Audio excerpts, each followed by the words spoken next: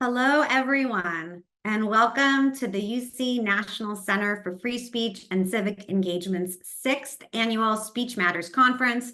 I'm Michelle Deutschman, the Center's Executive Director, and I'm thrilled that all of you are here for our half day of conversations about the challenges facing higher education and democracy and the opportunities that emerge from those challenges.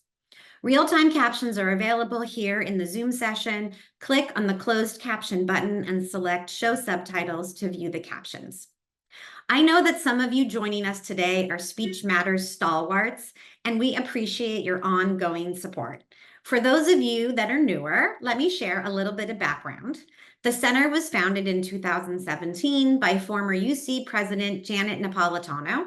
And our mission is to explore the intersection of expression, engagement, and democratic learning, and consider what can be done to restore trust in the value of free speech and within society, free speech on campus and within society at large. We do this through research, education, and programming, all with the goal of building resources and community amongst higher education professionals, students, policymakers, and others. This academic year has been a particularly trying one for colleges and universities, and the title of today's conference, Politics, Polarization and Perils on Campus, reflects that. In the next few hours, we are going to touch on many of the most salient and difficult issues facing higher education, maintaining an inclusive climate while safeguarding speech, preparing for and responding to targeted harassment of university employees, learning skills to foster dialogue, and centering students as we plan for the upcoming election this fall. But as we examine these dilemmas, we will also focus on one of the things the center does best, and that is considering innovative and impactful ways to problem solve and to empower campus constituents to use their voices in furtherance of the mission of higher education. A few details. We hope that all of you can stay until 12:30 if you're in Pacific time, but if that's not possible, know that the entire conference is being recorded and will be available on the center's website in a few weeks. Many of you submitted questions in advance of today. Thank you for that. If you would like to pose a question during our various panels, please use the Q&A function and we will do our best to get to as many questions as possible. To kick off today's event, we will hear from none other than President of the greatest public university system, which of course is University of California. President Dr. Michael V. Drake has served as UC President and Center Chair since August 2020. The center is so fortunate to have President Drake's continued support for our work. While he can't join us live, he graciously recorded some welcome remarks, so let's hear from him.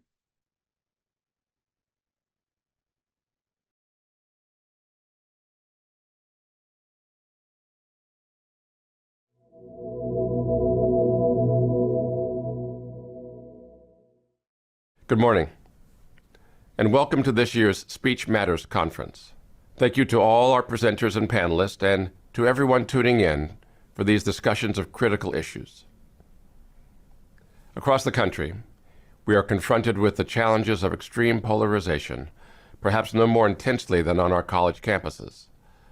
Places that ideally offer space for exchanging ideas and stretching perspectives, institutions of higher education are increasingly charged environments. For more than 6 months, the impacts of the intense violence in the Middle East have rippled out globally. Our students, faculty, and staff are feeling these impacts. As an election year, 2024 also intensifies pressing issues affecting our democracy. All of these topics are on our minds: protecting freedom of expression, ensuring academic freedom, and safeguarding the right of all members of our community to exist in safe and welcoming learning environments. In light of these challenges, I am proud that the University of California's National Center for Free Speech and Civic Engagement offers a different direction for our national discourse. Grounded in education and building community, the center creates space to share resources, listen to each other, and explore innovative solutions to thorny problems. The center's mission and work remind us that, at its heart, the role of the public university in society is inseparable from the health of a democracy. And like democracy, discovering, generating, and disseminating new knowledge is a hopeful endeavor. Thank you for participating today, and I hope that the conversation started here today serve our universities and our democracy well. Thank you, and fiat lux.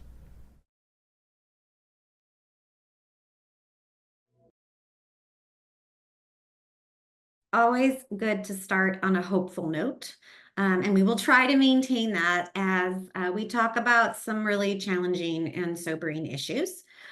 Now, we're going to start by turning to a part of the Civil Rights Act of 1964 that has garnered the spotlight as of late. And if you were on Jeopardy, you would answer, what is Title VI? As many of you are likely aware, in response to increased reports of anti-Semitism and Islamophobia, the Federal Department of Education's Office of Civil Rights, also known as OCR, issued updated guidance on Title VI in November and has opened over 50 investigations of college and universities that may be in violation of the Act's requirement of providing all students a school environment free from discrimination based on race, color, or national origin, which includes shared ancestry or ethnic characteristics. To tell us more about the statute's requirements and what OCR considers when it investigates complaints is the Assistant Secretary of Education for Civil Rights, Catherine E. Lehman. Assistant Secretary Lehman has served in her role since being confirmed by the U.S. Senate in October 2021, followed by her nomination by President Biden. This position is a continuation of her esteemed career in public service, which also includes serving as Deputy Assistant to President Biden for Racial Justice and Equity and as Chairperson of the U.S. Commission on Civil Rights and Assistant Secretary for Civil Rights at the Department of Education.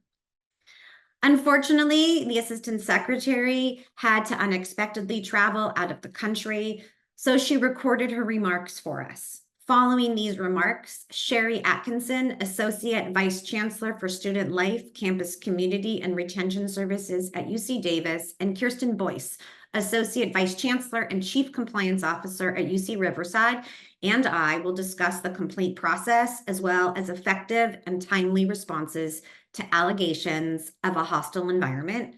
Let's take a listen to the Assistant Secretary.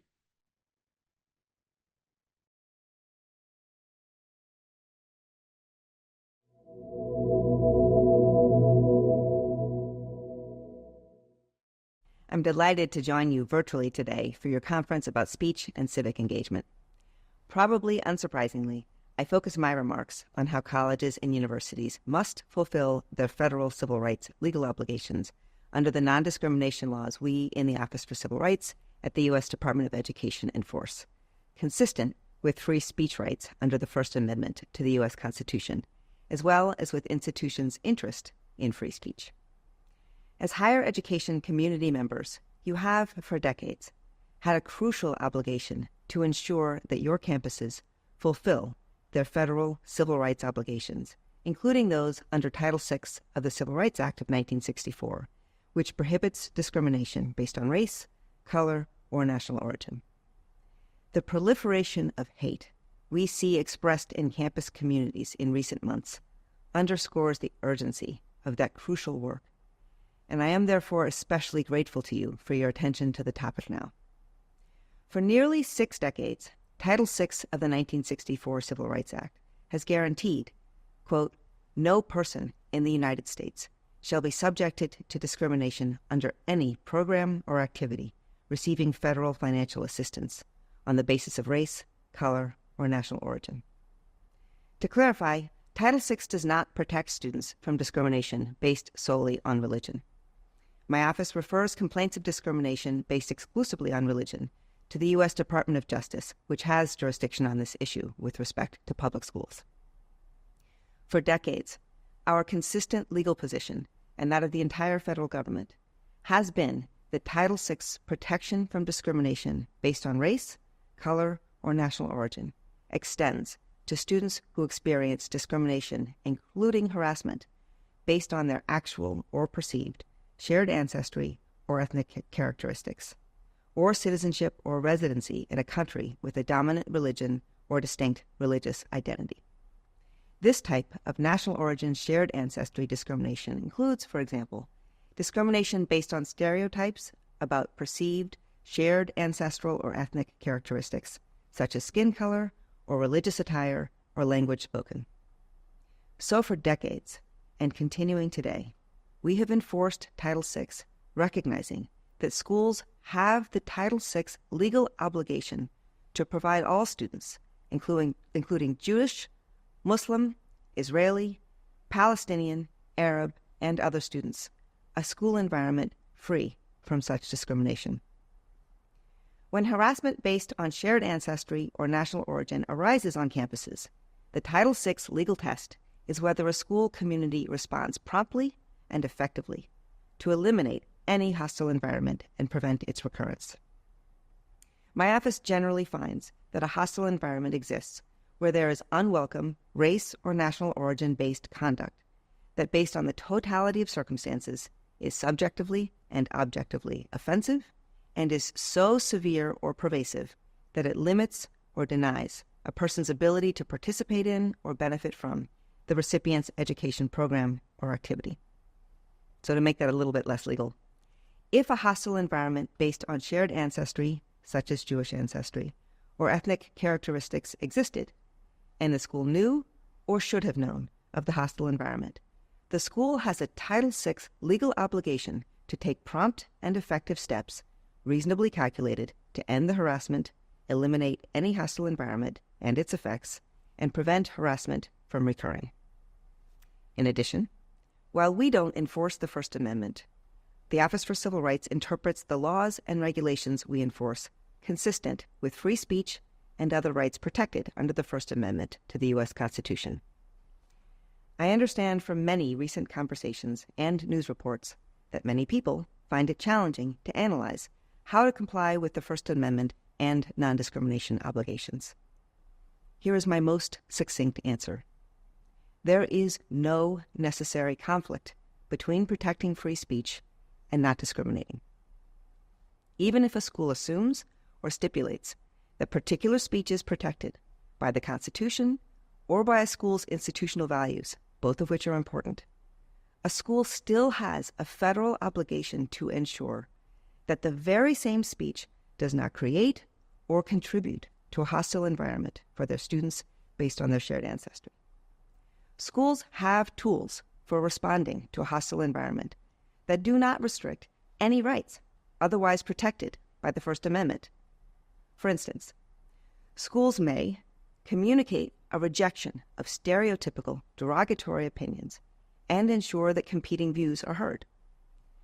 They may provide counseling and support for students who were harassed, and they may establish a campus culture that is welcoming and respectful, which could include making clear that the school values and is determined to fully include in the campus community students of all races, colors, and national origins.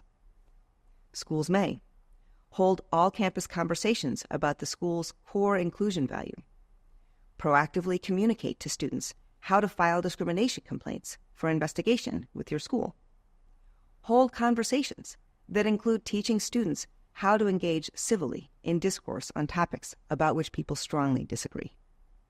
Here, in contrast, is what schools categorically cannot do. Ignore rhetoric that creates or contributes to a hostile environment. I'll share a recent enforcement example that touches on this issue of harassing speech and a public university's non-discrimination obligation. Last spring, my office resolved a complaint alleging that the University of Vermont had failed to respond effectively to anti-Semitic harassment.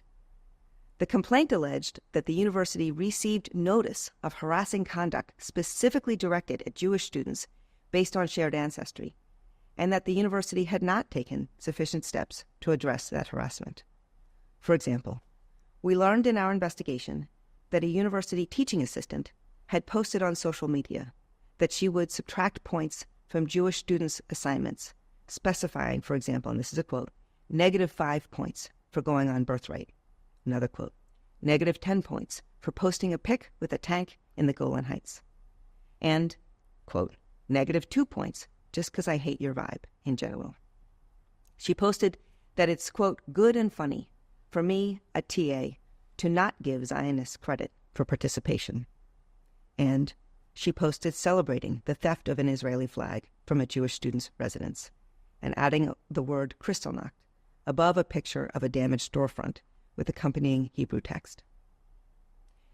The complaint also included an allegation that students threw rocks at the building housing Hillel and student dormitory space, and that when a student living in the building asked them to stop, one of the rock-throwing students responded, "Are you Jewish?" During investigation, my office learned that the University Equal Opportunity Office declined to investigate these incidents after receiving notice of them. The university took the position that because the notice of the incidents did not come from students, the office was not obligated to investigate them. So you know, that is not the law. Federal law does not limit university responsibility only to incidents students notify the university about.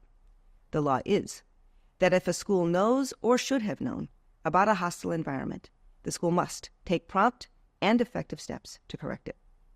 It doesn't matter who tells the school about it or how the school comes to know. If it knows or should have known, it must take prompt and effective steps for correction. As you likely noted from the quotes I shared from the TA's social media, they specifically targeted Jewish students, announcing that she would subtract points from them based on her hatred of them, because I hate your vibe, and that she would not give them class participation credit because of who they are. Those are specific threats to limit or deny Jewish students' ability to benefit from their schooling. Those actions toward Jewish students because they are Jewish students merit a prompt and effective response from the university designed to remedy harm to students. My office learned in investigation that the professor for the course removed the TA from his course and regraded all the items that the TA had graded. But we did not find any indication that the university communicated to students who were affected by the TA statements that the university had taken steps to ameliorate the harassment and to ensure the students equal access to education, including, for example, that the course professor independently evaluated the students' grades. The Title VI standard, again, is that a school must take prompt and effective steps to remedy a hostile environment about which it knows. Here, Jewish students could well have worried that they should not take this course because their grades would be negatively impacted, and they could well have worried that the university tolerated such negative impacts because the students had no information that the university had taken any steps to ensure their equal access to education. OCR similarly learned in investigation that the university's bias response team determined that the rock-throwing incident at the Hillel building that also housed student dorms, where rock-throwing students asked, "Are you Jewish?" when a student asked them to stop throwing the rocks, was not discriminatory. Responding officers had taken a statement that friends had thrown the rocks at a student's window until he came out, but the officers did not confirm that with anyone else, including the putative rock throwers. And separate and apart from not conducting a complete investigation, our examination of the university's response revealed that the university did not communicate its conclusion or its basis therefore to affected students or take other steps to ensure that their equal access to education would not be affected. This crucial step, communicating to school communities to ensure a hostile environment does not persist, is as important as any other in the process to fulfill the non-discrimination requirements. I hope your key takeaways include at least these. Colleges and universities should take seriously allegations of discrimination, however they present.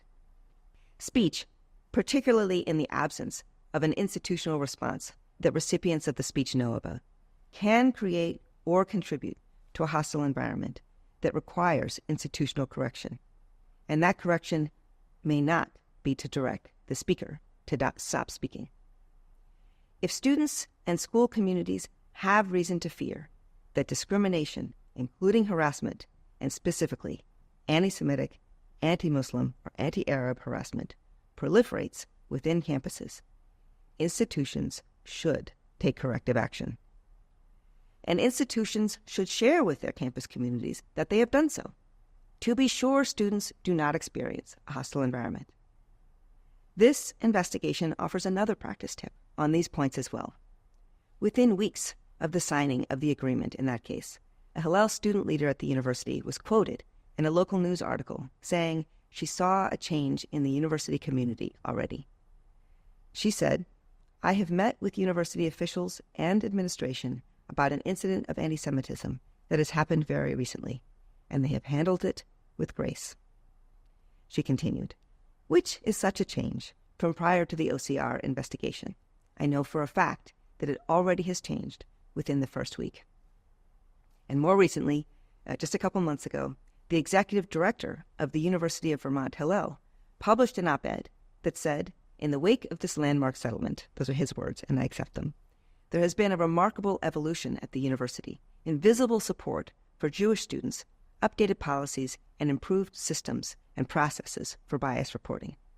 He noted that since the resolution, Jewish students report timely responses, most often within 24 hours, from the University Bias Response Team and Office of Equal Opportunity. Jewish students report that they are largely able to fully express their Jewish identity without fear of repercussion or social ostracization.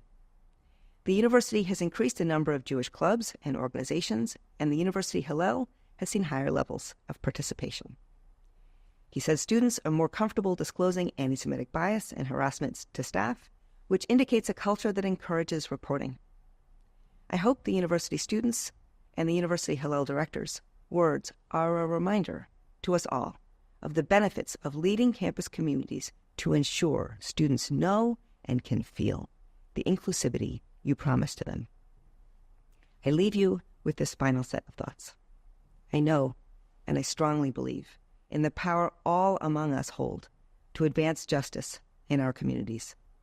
Hate and discrimination proliferate when we don't speak up and stand up against it.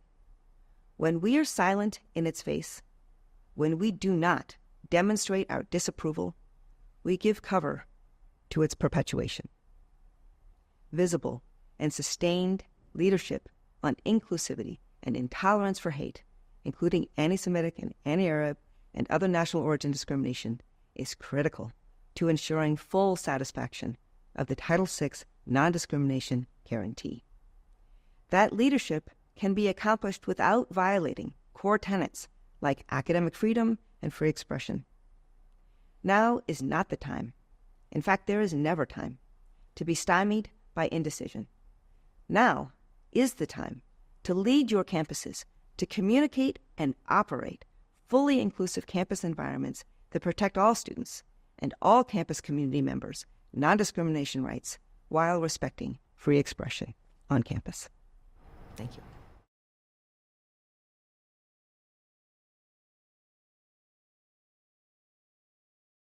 So while I wish that could have been live, it's a wonderful opportunity to hear directly from the Assistant Secretary.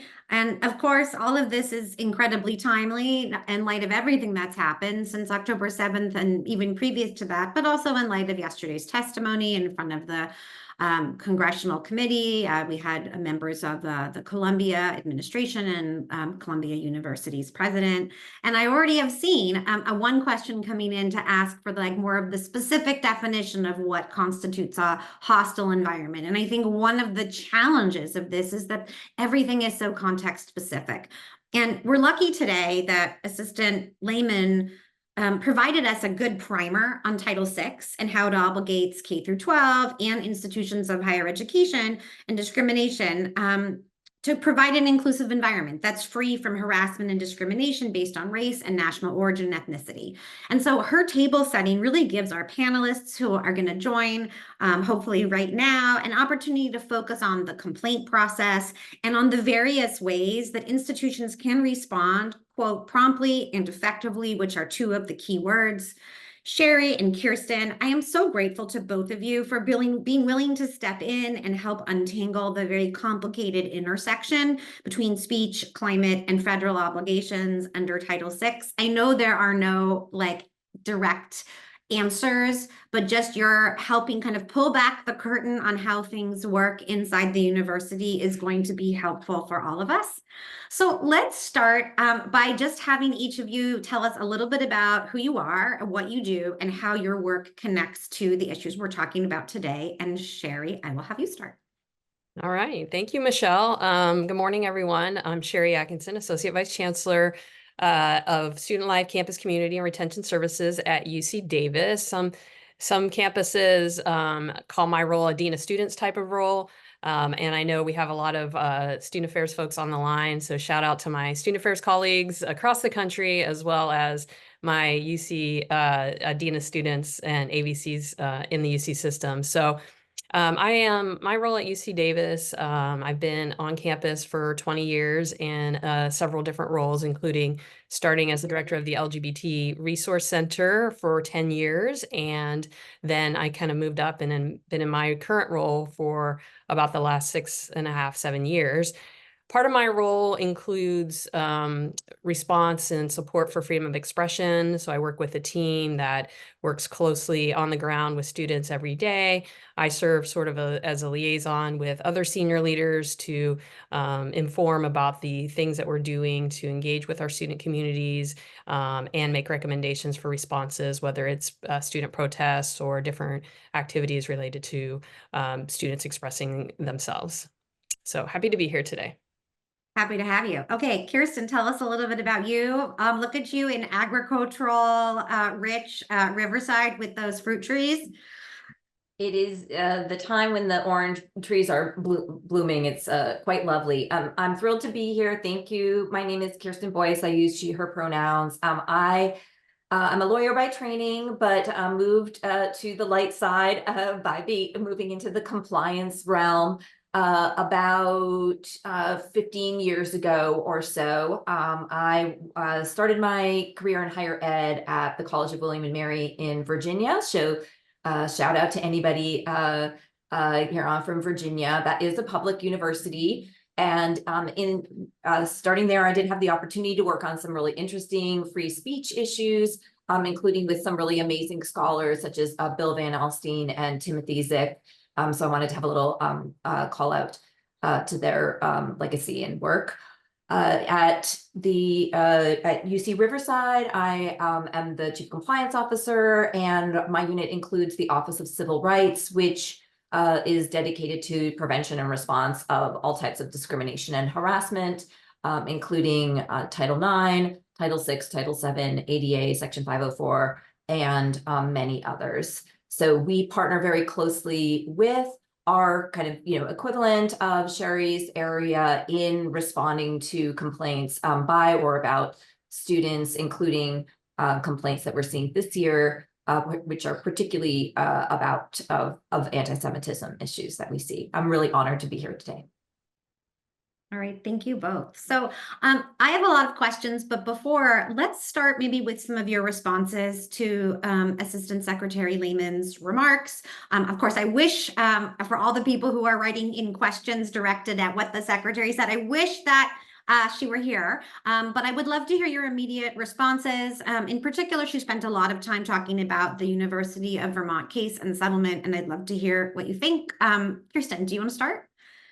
Sure. I think, she really emphasized the importance of communication, right? So how the lack thereof can be a problem. And for those of us who have worked in the Title IX area, that is really, I think, familiar and brings back to the department's messages, back to the Dear Colleague letter of 2011, where among the many issues that there weaknesses at the time that there were in institutional response to sexual harassment and sexual violence was lack of communication, right? So this isn't a new issue, but this is a kind of a newer area of focus, and still one I think that we're working through. So I noticed she used a phrase that I caught on, was like stymied by indecision, right? She was exhorting us not to be stymied by indecision.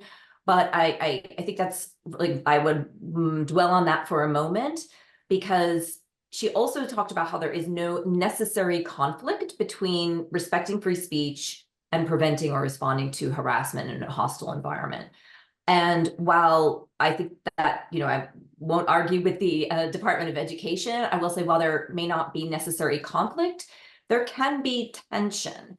And the tools that we have to, navigate our way through that tension are not like a hammer or a Phillips head screwdriver that's right there in your kitchen drawer that are ready to hand and easy to use. They are complicated and even dangerous tools that require a lot of skill, looking at a manual, right, to use, which can lead to that stymied by indecision. So I really appreciate the department's leadership and helping push us, right, all of us to, to do better and to become more adept and more skillful.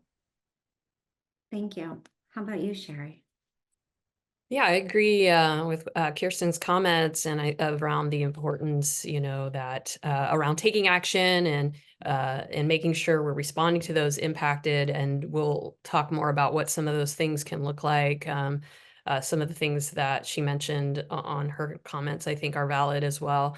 I think it's very important that we're making sure we're responding to, all communities that feel impacted by whatever they're experiencing on campus as well. I think one of the challenges, I agree with communicating back out to our campus about actions taking is key and important so that folks know what's happening. I think we face challenges related to privacy and personnel issues and individual student responses and an expectation that we share what is being done, and there are certain laws that prevent us from being able to fully communicate actions taken or not taken. So those are a couple of my takeaways, I think, from those messages. Okay, that's a great place to start. Okay, so I keep making this like Wizard of Oz reference, which is like pulling back the curtain. And I'm saying that not just for all of our attendees, but also for me, which is about the complaint process a little bit. And obviously we could probably spend the rest of our time talking about the flow chart of the complaints. But I was hoping, Kirsten, you could sort of give us just a high level sort of overview of how things work at UCR. I want to make the caveat that every campus and community has different organizations and the way that they deal with retrieving and then delegating how complaints are dealt with. But let's hear a little bit about what you and your team do, and then we can turn to Sherry kind of to fill in anything else. That's a really important question because if I'll start with kind of how we become aware and become involved, because of course if we, by which I mean the administration, if we aren't aware of discrimination or harassment, right, actual or perceived, then we're not going to do an effective job of addressing it, right? About 2/3 of the reports that we receive in our office, which in our campus is called the Office of Civil Rights, echoing the new system-wide Office of Civil Rights that President Drake announced, I believe that was last month. About 2/3 of the reports that our office receives come from what are called responsible employees. We hope that all employees are responsible, and that's a term of art, and it means people who are obligated to report. I won't get into the details of what that is, but that number, like showing the 2/3, shows how important that requirement is, right? The bulk of the remainder come directly from people who are called complainants, a term that's a little bit problematic, but that's means people who are reported to have potentially experienced prohibited conduct. In this case, that prohibited conduct would be discrimination or harassment, right? So this is just a long way of saying we get reports directly from the people who have experienced it as well as others. When we receive it, which, to get to your point more directly, we assess it. So this is really important. That assessment is not the same thing as an investigation. That sounds like a pedantic point, but investigation is also kind of a term of art. And an investigation is a very formal, structured process where people receive a formal notice. They know the allegations against them. Due process rights are fully protected. There are interviews conducted. There is an investigation report that is produced that may be hundreds of pages long, right? We do these regularly, but we do not do these for every report. That would be quite inappropriate, in fact, right, for a number of reasons, which I won't necessarily get into. But we do assess every report that we receive. That assessment often involves a intake, we call it meeting with the complainant, right? Or complainants. And in these cases here, a complicating factor is that it's often not just one, right? One individual, right? And that's really important. And that can be quite a lengthy process, and everyone is unique, and their experience, their exposure to the speech or the other conduct, right, is not the same. So this is an important part of it. Then, and this is more of a segue, over to Sherry, we'll also gather other information, right? So again, not a formal investigation, but we are still gathering information. So for example, I would often turn to my student affairs folks to see, perhaps there's issues about a particular student organization to see, okay, did they get approval for this event? There was a banner that was hung. Was there approval that was given? These are things that we do not need to conduct an investigation to find out, but can be very important for our assessment, because we need to be holistic with that, and we need to understand the full set of facts and circumstances that were in play here. And that could include everything from a statement made by a particular academic department on their website, and a student demonstration, right? And a particular event that occurred at Hillel, like in the University of Vermont case, and many other things. And the last thing I'll say, and this is a little overly long, I apologize, but the assessment is so important. So I want to be clear about it. Why are we doing all of this, right? We're doing it, we're also doing a number of other things. We're thinking, are there immediate safety and health concerns, right? There's an event this evening that we may need to, right, establish a safety escort for, right? And a whole wide range of others, right? And then we're also trying to understand how, if at all, this fits under our anti-discrimination policy, right? Our new anti-discrimination policy issued and effective as of February 20th of just this year, right? And thinking about supportive measures and resources that can be provided, and considering what formal complaint options, which includes that formal investigation that I described, are available and appropriate in the circumstance. No, thank you, Kirsten. I mean, one of the reasons the center wanted to host this discussion is for just these details, which is helping people understand that you don't just wake up and have a Title VI or other kind of investigation. Okay, so before we get to the million-dollar question, which is going to be, what do we do to respond in certain situations? I do want to ask Sherry to talk a little bit about, I imagine that not everything goes directly to the compliance office, and I imagine lots of people come to Student Life with their concerns and complaints. So talk to us, Sherry, about what happens when things come to you.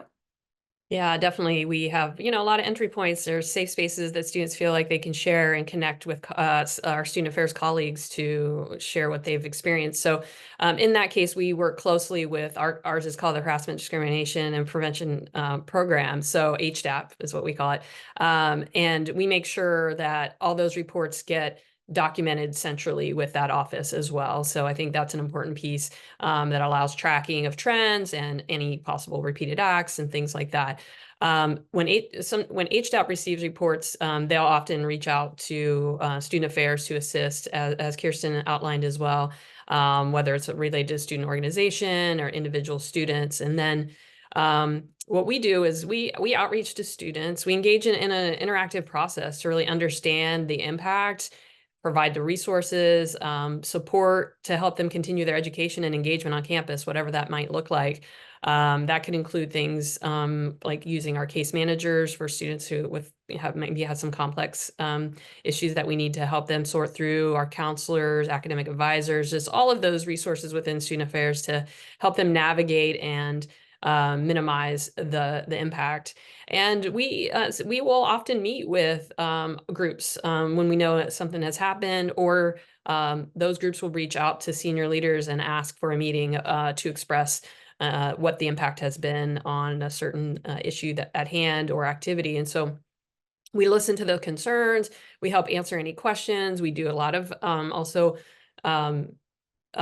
education around free speech, right? In these conversations, there's often questions about, why is this allowed? You wouldn't allow this in other cases, and sort of explaining that, but also help them, understand that, but also still support their individual impact. And we will help try to develop strategies together. So even if it's not a policy violation, there might be things that we can help them navigate. And we also encourage them to engage with us on individual needs that they might have. So it might different impacts on different people. So we can also meet individually to understand the specific needs and then work with our campus partners to help address those. So it really is a partnership with multiple units across campus to support our students respond in a timely manner, even if there seems as if there may not be a policy violation, but really try to be responsive to their needs. Thank you, Sherry. So I think that's a great setup for, I think, one of the more challenging questions. And obviously the Assistant Secretary alluded to how there, isn't a reason why, free speech can't be safeguarded while responding to a hostile environment. But I think one of the hardest questions is, what happens in these situations where protected speech, right, which can't be sanctioned, stopped, prohibited, make students feel, and you can fill in the blank, unsafe, uncomfortable, unwelcome, and they want something done that maybe can't be done. I like to think that our universities are already doing a lot of the things that folks at OCR would look at.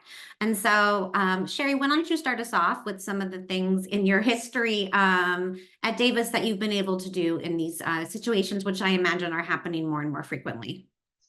Yeah, and as I mentioned, we often do the education pieces around the First Amendment, but that also isn't very satisfying at times to students. I think while we know it's not satisfying and we can name that, I think it's important for them to understand that. And, we don't just throw our arms up and go, oh, too bad, free speech. We, again, will, engage with them to support, but it's also reminding students that they have agency in their own, with their own voice, and using their own voice to provide a counter narrative if they choose to. And this is where we talk about how regulating speech will disproportionately impact those that are most marginalized. So that it's important that we don't decide who can say what, because that could impact you and your voice at some point. So that, I think that's an important piece. We also, I think it's important to unpack certain concepts with students when they sort of share. So what does unsafe mean? What does unwelcome mean? What is uncomfortable? What is disagreement? Let's talk through what you mean by those so that we can get to the core of how to best address you. And I think particularly unpacking this idea around safety and feeling unsafety is especially important, because I think if there are direct threats to physical safety, then we need to be aware of those and address those immediately by working with our campus partners. We engage our police department as appropriate, but there's some, as different communities feel differently about policing, we want to be sensitive about how we navigate that. But we also talk about, let's do safety planning. If there's a true threat, then we need to involve the right partners. If students feel there are indirect threats to physical safety, we also need to work with those campus experts to know how to do threat assessments. So I know many of our campus have students of concern groups, behavioral intervention teams that are in place to do those assessments around safety. Then if it's an emotional, psychological safety, this is where attention to individual needs is important. What type of support do they need? Do they need counseling support? Do they need to seek an accommodation from faculty to be able to continue their work, their academic work? What can we do to help support them around some of those issues? So really honing in on what is meant by some of the terms that come up in these cases, so that we can most effectively address them and work with our students. Okay, and I see questions coming in, and one of them is about institutional speech, and we are going to get to that. But first, Kirsten, I'd love to hear kind of your perspective on what has been effective in terms of responding when speech cannot be stopped. Well, I think Sherry did a fantastic job in, covering, giving a sense of the range of the supports and the actions that can be provided. I'm going to spring off of one of them. But first, I want to, highlight something that she said kind of at the outset, which is these things may not be fully satisfying to students, right? So and we understand we can't always do that really in any context, but that is really a frustrating aspect of this work for everybody involved, because of, especially student affairs professionals, but all of us. I mean, we want to, fully respond to these. needs. And as I mentioned earlier, you know, there is this tension.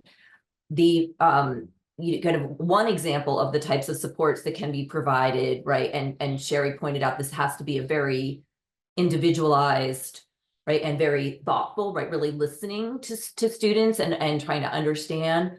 We do sometimes run into issues of making assumptions of, oh, okay, so this person needed this, so this, right? And again, it's very unique and very individual. Also a little bit in the pulling back the curtain, right? One of the ways that she mentioned would be like what we might call like an academic accommodation. Now, this is distinct from an accommodation for disability, which is most common, right? But one of the things that we do in our civil rights work, not just Title VI, but also, you know, Title IX and others, if a student has been negatively impacted by, right, unwelcome or harassing conduct, is we might try to work with individual faculty members for there to be some, you know, leniency or modification or adjustment that could, right, could be helpful to the student. But this is very nuanced, individualized, and sensitive work, right? Faculty have control over their, you know, over grading and over their course and their instruction. So this is not things that we typically would mandate. It may be very different in one course versus another. I don't need to go too far into detail there, but just to give a sense of, this is not an off-the-shelf plug and play solution, but very customized and individualized. The final thing I'll mention is to fight your question a bit, Michelle, which your question was of the, like, okay, we've made the decision, or the assistant secretary had this great term. She talked about stipulating or presuming, right, that speech is free speech protected. And of course, that certainly does happen in many times, and many times it is. But there are also situations, and we're seeing some of those now, where the speech, in fact, is not right protected by the First Amendment, and we need to be careful not to over protect speech that in fact should not be protected. So personally, I would agree with probably not overly risky to do so with Dean Chemerinsky, that the event that occurred at his home was not free speech, protected by the First Amendment. And there are other instances where people claim that it is, right? But they may be overclaiming in that regard. So we need to be ready to confront that. Absolutely. I appreciate that. I'm going to say a couple things. So yes, there is speech that is not protected, and that is very important. And the other thing I just want to kind of add to the commiseration about totally understanding when people don't feel satisfied when the First Amendment is sort of what they feel like is a roadblock to what it is that they want. I'm very familiar with that. And it's really a challenge for helping not just students, but everybody on campus understand that, like, our impetus to restrict someone from saying something deeply offensive or awful may ultimately result in us being restricted later. And so I think that's really hard to keep in mind. So a couple of other things coming in. I mean, one of the trends, at least, that I've observed, and feel free to push back on it, is some heightened expectations about how the institutional will respond, how quickly the institutional will respond in this kind of moment. And not just on the part of internal campus constituents, but also, parents and donors and legislators.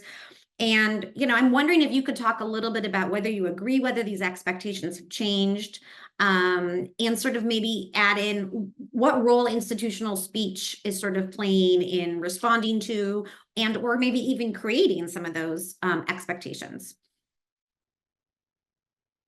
Yeah, I think it is a interesting question. And you know what? I support heightened expectations around creating inclusive and welcoming environments for all of our students and our staff and community. I know we also talk about these issues, and they're not just impacting our students, they are impacting our staff, especially those who may hold similar identities that some of our students are.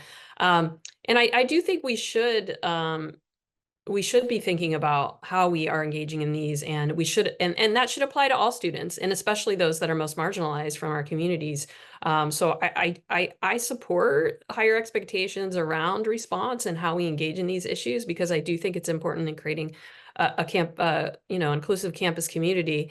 that promotes equity. And I think the question is also, how do we uplift all of our communities and not at the expense of other communities, right? How do we do this in ways that that make students feel that their voices are less important than others, and how do we balance that in a way that really builds this idea of an inclusive campus community, which I think is an ongoing challenge. And a lot of the way, we could talk about statements and all of those things. I think that maybe that'll be the next. I think that might be our next question, but I think that we can do more than that as well. So I think some of the things that we're talking about are important steps in really engaging with these issues. Thanks, Sherry. Kirsten, do you want to add anything to this one? Just really briefly, I think Sherry, I just love what she said, is that yes, we do think there's heightened expectations, and that's a good thing, right? I'll just say that I completely agree with that. I think that they have been increasing over time, perhaps not in like a straight line, but kind of jumping, at various points. I think we're seeing a significant, kind of a new plateau or a new jump here. I do think that's a good thing. My worry and what I'm working on every day is we want to be able to meet, right? There can be a gap when there's a sudden increase, like in terms of our ability, right? So going back to my tool analogy that I used right earlier, making sure that we are all, getting those tools more ready to hand and that we can respond. Of course, there's always going to be times and situations where somebody has unrealistic, expectations, such as about, say, ability to like as a remedy to transfer to a different, institution. That's not something that isn't within our control. So some expectations are unreasonable. Overall, the heightened expectations exist and are a healthy thing, stretching us, but in a good way. Thank you. All right, there are so many questions coming in. So I want to use the time that we have left to try to focus on some of those. So let's start by, I want to ask both of you, but I think this might be more for you. Well, I'll let you both decide. Can you talk a little bit about the impact on staff and or faculty, because they may also be feeling harmed, unsafe, uncomfortable, as opposed to only focusing on students? Yeah, I can chime in on that. I think that's one of the things that we've also been working with our staff, and particularly those staff that are in student affairs who are sharing identities with students who are feeling harmed, and them being the support. So really also making sure we're attending to the caretakers that are often engaging this, but also other staff and faculty who are impacted by these things as well. So I think that that's an important part of the process, and making sure that our staff are aware of the resources that are available to them and supporting them, and not getting that lost in this picture, in this discussion. So. Go ahead, Kirsten, if you want to just add anything, or I can go to a different question for you. Yeah, I would just absolutely agree with that. Just and we've seen that particularly with some of our faculty. Another person is asking about some ways to mitigate the fear of administrative retaliation for reporting or pushing Title VI violations. I imagine, Kirsten, you probably have some things to say about that. So important, right? As I said in that my like second comment, right? If we don't know about it, right? So any barrier to people reporting or engaging with our process, we want to confront that. And fear of retaliation is a big one. Probably one of the top two, and a challenging one, right, to overcome. We do have protections. Retaliation is a policy violation. We can, and my office certainly does, formally investigate it and pursue sanctions for individuals that we find to engage in retaliation. So what we try to do is to make people aware of the protections that exist and to take some proactive steps. I mean, sure, investigating and holding people accountable is important, right? But that also means that retaliation has in fact occurred, which is not good. So we mostly try to prevent it, which we do through a range of things, right? Everything from potentially changing supervisory lines on an interim basis to engaging, say, an advisor and a faculty member to help us enforce specific steps that we're doing to avoid retaliation, such as no contact orders or separating individuals, very customized for the situation. But kind of my main message is, please do engage with us, because we can't put those protections in place if we don't, right? If we can't work with you. Right. It's kind of like the message I say about campus councils. Like, campus councils can be your friends. And I think compliance offices and officers are also there to help you, right? Not all, Kirsten and I are both like the good kind of lawyers, right? All right, Sherry, here's one that I think is more for you, which is, do either of the panelists think that the regulations that are currently in place are not well known by all of the student body? Do some student body groups have a better policy understanding? Could there be steps taken to elucidate the regulations so students are better able to understand the limits to speech and the repercussions if rules are broken?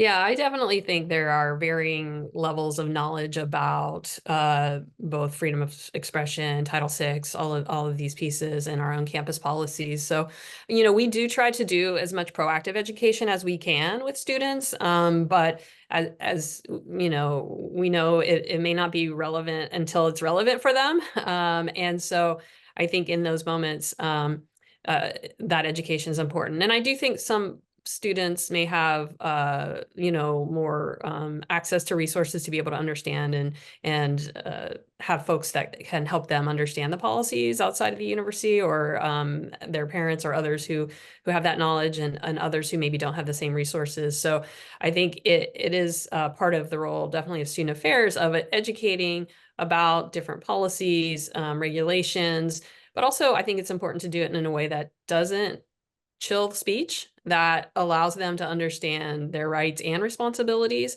I think we talk about, what types of things that so that they can make informed choices about how they express themselves, right, too, as well. So also, educating students on the difference between, civil disobedience and freedom of expression. Those are important conversations so that students can make informed decisions, because I think sometimes there's confusion about accountability and or possible impacts that they might have if they choose to break a law or a policy. So doing a lot of education proactively as much as possible, and really trying to do that in an equitable way that helps our students be informed. Do you want to add anything, Kirsten? Just real briefly, yeah, I think that is, and Sherry talked earlier about, like, this is an interactive process, and part of that is this educational, component. In fact, a step that we will take if there's reports of unwelcome, hostile, offensive conduct that maybe, anti-Semitic in nature, or whatever, right? That we will, if it hasn't yet risen to the level of creating a hostile environment, or in the free speech protected, we will still have, or a step we often take is to have an educational conversation with the speaker, right? That, term could be thought of as a little euphemistic, educational conversation. They can be very uncomfortable, even antagonistic, but it's often a learning opportunity. One thing we've done at Riverside for the past several years is when new students come in for new student orientation, right? We get physically in front of them and we talk briefly about what our office does. That used to focus solely on Title IX, but now we do include discussion of the Title VI protections. We've done that for the last several years. I think that's just a brief awareness messaging, right? To just create some name recognition of our office and the fact that the UC has these protections available. I'm hoping that we can build out on that to expand on it in future years. Okay, so time is running out. I want to just give one shout out to something that Davis did. Just in terms of, I was just thinking back to, you had a number of controversial speakers that brought both people, protesters from on campus and outside campus, but you did a number of proactive things, a town hall meeting, videos, like getting out in front of it, which I thought were really effective, and certainly we can put those as resources if people want. I want to end by asking one of the questions questions that came in, but also something that we wanted to talk about, which is that this person has asked, like there feels like there's a lot of focus on punishment, on consequences, policy violations. And the question has to do with like, is there anything happening sort of more from a restorative approach? And I think that's a very important question because there has been so much division on campus, and I do worry about what we will be doing to heal. And so if each of you could kind of speak to that briefly, and then I'll give you each a minute to kind of wrap up, and then it might have to be continued.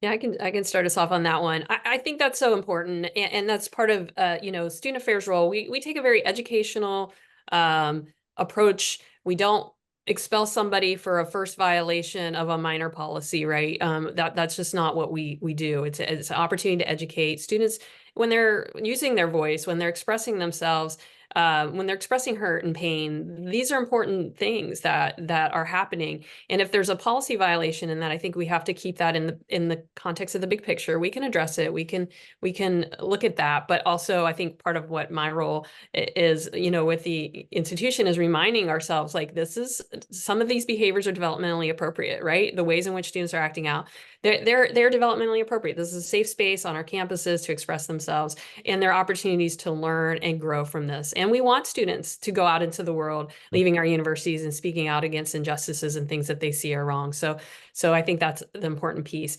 I think in terms of restorative engagement with groups, like that has to be something that groups or individuals are agreeable to. They have to want to do that. And that time of when to introduce those ideas, I think, is key. We've started these conversations amongst ourselves at Davis, amongst some of our staff, and like, when is that entry point for us to start talking about that? And that's, even suggesting it or talking about that in the current context needs to be carefully navigated. But I do think whenever we can do restorative approaches to impacts, then we do that. And educational, not just sanctions that are negative, but like, let's when we do need to hold someone accountable, let's look at a sanction that can also be educational and help the student grow and learn from that. Thank you so much. So Kirsten, you're going to end up getting the final word just because I want to keep us on time. So go ahead, either responding to that or anything else you kind of want to add before we have to close. I will respond or just reemphasize that, because I think it's a really important point, and it goes all the way back to the beginning, to the assistant secretary's comments, right? Because if many of our processes are aimed at holding somebody accountable, and that's very important, right? I mean, I'm a compliance officer, so accountability is very important to me, and it's in fact one of the University of California's core ethical values, right? So that is important. But what about remedies for, right? So, because what part of the message that we now have from the Department of Education is, even if sanctions are not appropriate because, for example, speech is free speech protected, that doesn't mean that the institution doesn't have an obligation to mitigate and remedy, right, the effects of anything that's been done. So that remedy part, and this is also not unique to Title VI, right? But we're focusing on that here. That's very, very, very important. And that goes back to that, interactive process that, Sherry was talking about. I would like to explore also more of some, restorative justice practices. I think, some campuses have been engaged in some interesting experimentation with that, and I hope we can explore that further. And I'm going to quickly give a shameless plug for our podcast episode from January that was about UCSF's work in restorative justice practices, one of the places where they're using it in higher education. So I want to express my gratitude to both of you. And I just want to share with our audience that it was very difficult to find people that wanted to come to a conference and talk about Title VI. Just for all of the things that people have raised in the questions, it's challenging, it's hard, it's not definite. And I just really want to say I appreciate it. This was exactly what I had imagined, which is like hopefully to help educate people about some of the details and get people thinking and talking. And so thank you so much for being here. And I wish we had more time.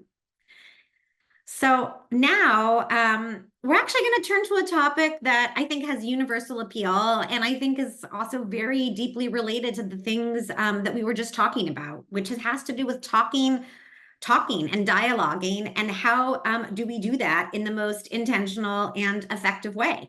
And I know that I can always use new tools in my dialogue toolbox, and there's really no one better at helping me hone the skill than Lara Schwartz. Lara teaches at American University School of Public Affairs, where she founded and directs the Project on Civic Dialogue, drawing on her experiences as a legislative lawyer, a lobbyist, and a communication strategist in leading civil rights organizations. Lara emphasizes collaborative learning and universal design when she teaches. She's here today to talk about her new book, Try to Love the Questions: From Debate to Dialogue in the Classroom and Life. Lara's going to be in conversation with Carlos Cortez, an emeritus professor of history and the co-director of the Health, Equity, Social Justice, and Anti-Racism curriculum at the School of Medicine at UCR Riverside. Love that Riverside's so well represented today. Carlos serves on the faculties of the Harvard Institutes for Higher Ed, the Summer Institute for Intercultural Communication, and the Federal Executive Institute. One of his many claims to fame is that he served as the cultural and creative advisor for shows like Dora the Explorer and Go, Diego, Go, shows that have been very important in my household. A favorite fact of mine about Carlos and Lara is that they're both former Center Fellows. Carlos from our inaugural class and Lara from our second class. And since the two of them met in 2019, they have been discussing and dialoguing ever since. So Carlos, take it away.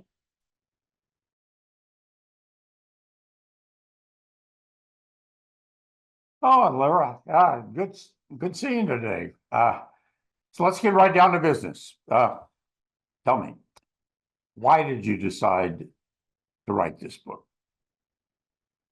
I kept getting asked for it. So I had written a book called How to College, co-authored it with my co-center fellow, Andrea Malkin-Brenner, and about the college transition. And I very soon after that book came out, people started asking for a guide to dialogue. And I resisted that a bit because there was an idea that I might write something like a Strunken White, but for college dialogue. And what I didn't want to do is be prescriptive, like this is what you can say. But there was this really great thought process that followed on that. And I just very often, including even in some of the questions in in the Q&A here today, get asked, what can a campus do? What can educators do to create this kind of dialogue? So I wanted a really accessible way for people to incorporate that into their curricula and into their campus programming. So, as fellow book writers, we know when you start a book, it changes over time. So can you kind of take us through how you conceived the book at the beginning, and how, as the writing of the book, it changed on you? So when I finally got to the point that I said, yes, there can be a book on campus dialogue, there can be a book on how we do class participation or course engagement, how we communicate with one another in class, maybe even just demystifying what it means to have good dialogue at the college level. I knew that I did not want it to be a yes-no guide or a Miss Manners book. And so I wanted to give people some pretty clear big picture ideas of what would be some general themes for their engagement, to consider their free expression rights and responsibilities, and to consider their how they would build their skills in this way. So I knew I wanted to have an outline with maybe 3, 4, 5 kind of rules and practices that people could take away. One of the things that I think really developed over time in the writing, and you looked at an early outline, the original outline was a bear. And I think if I had done that entire outline, this book would be like the size of a Cheesecake Factory menu. It would just be enormous, and maybe not that easy to digest. And so I think I got a little bit more down to brass tacks. Another thing that was really hard was contextualizing how we do campus dialogue with the many impassioned critiques of higher ed that are there, that are present today, and media narratives that really influence our students, including a media narrative that that campuses are places for censorship, suppression, self-censorship, canceling. And so I did know that I really wanted to make this this be a hopeful book, but also just have to address the many conflicting pictures of higher ed that we have. I think the final product, the thing that really changed, was that I felt I came to feel strongly. I had at first conceptualized maybe a book and a teacher's guide, and I came to feel strongly that you should be able to have this book and kind of plug and play into your orientation program, into your first year programming, into a seminar style course or other program for students. And so each chapter has discussion prompts and writing prompts, so that people can really have an easier time imagining how this will fit in with what they're teaching. Yeah, and I think you do that quite nicely.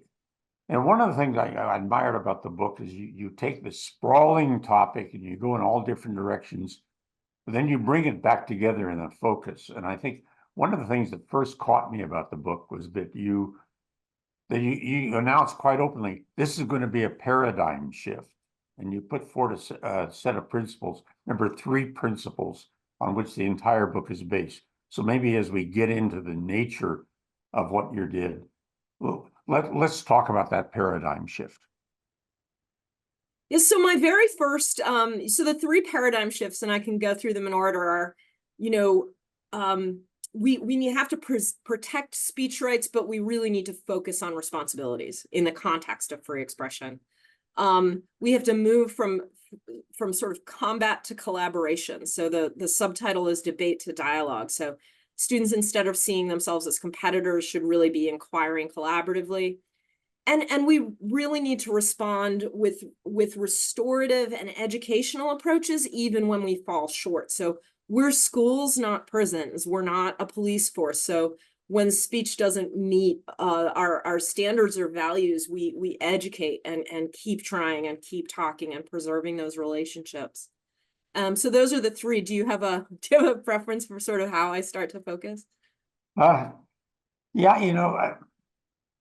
I love the fact that you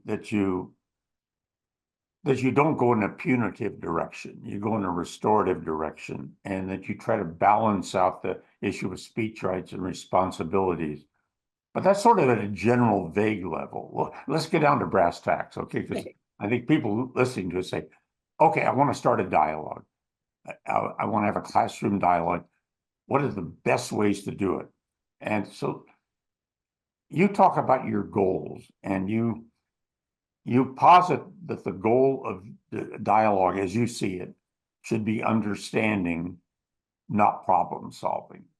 So kind of unpack, how do you achieve that? How do you set it up in your classrooms to get that, to get everybody on board with that goal? And I do love collaborative problem solving. I think dialogue design that gets people collaboratively deliberating is wonderful. So what I don't want to see is combat. The very first thing is to have a sense of our shared aspirations. I've noticed a lot in, and I'm really influenced by your work, Carlos, talking about inclusivity and diversity and free speech and how they relate to one another. I've noticed a lot that a lot of us in our efforts to be inclusive might start a conversation by saying, what's the harm? What's the danger? What's the potential ways people could get hurt? And I think step 1 is, what's the aspiration? What do we want to get out of talking to each other? What do we aspire? What is the purpose of being in conversation with one another? So the very first thing, and I think this is a good first day of class thing, but also a beginning of a, if you're doing a standalone conversation or a standalone event, the very first thing is, why do we gather? What do we want to achieve? Then we talk about what it might cost. And then we talk about what we might do together to be, learned enough, prepared enough, ready enough, respectful enough of each other's humanity to be ready to have that conversation. So a bunch of people who are completely ignorant of a topic are not ready to dialogue on it, right? They're completely ignorant of each other's, humanity or concerns. They're not ready to dialogue on it. And if they don't know what we're trying to do together, they're most certainly not ready. So the first thing is decide what we're trying to do together. And I even recommend crowdsourcing with the class. What are we doing with class time, or what are we doing with event time? Then come up with some goals for understanding. I like asking the question, what would we do if we wanted to understand? And actually that question motivates my entire project that I run at AU. What would we do if we wanted to understand? Which can mean collaborative inquiry. It can mean small research groups of finding out different things in the class together. I really like getting students researching things together and having shared responsibility to answer a question. So sometimes the first day of class, I'll put students in groups and say, come up with a good way to determine what's the best jumbo slice in the District of Columbia. So jumbo slice is a classic DC snack. That's like a quarter of a pizza that you get at a takeout stand at 1 a.m. How would you figure out which is the best jumbo slice? What standards would you use? Who would you ask? And I have them do that in groups before they've argued about anything. I never start with asking students what preformed position they hold and saying, okay, go have at it. And there's a bunch of reasons that's not great dialogue design, but I also don't see it as great educational design, because especially with undergrads, but maybe with all of us, I do think the first thing we need to do is learn a bit before we just jump into positions. Ah, I see. So you spend a lot of time then talking about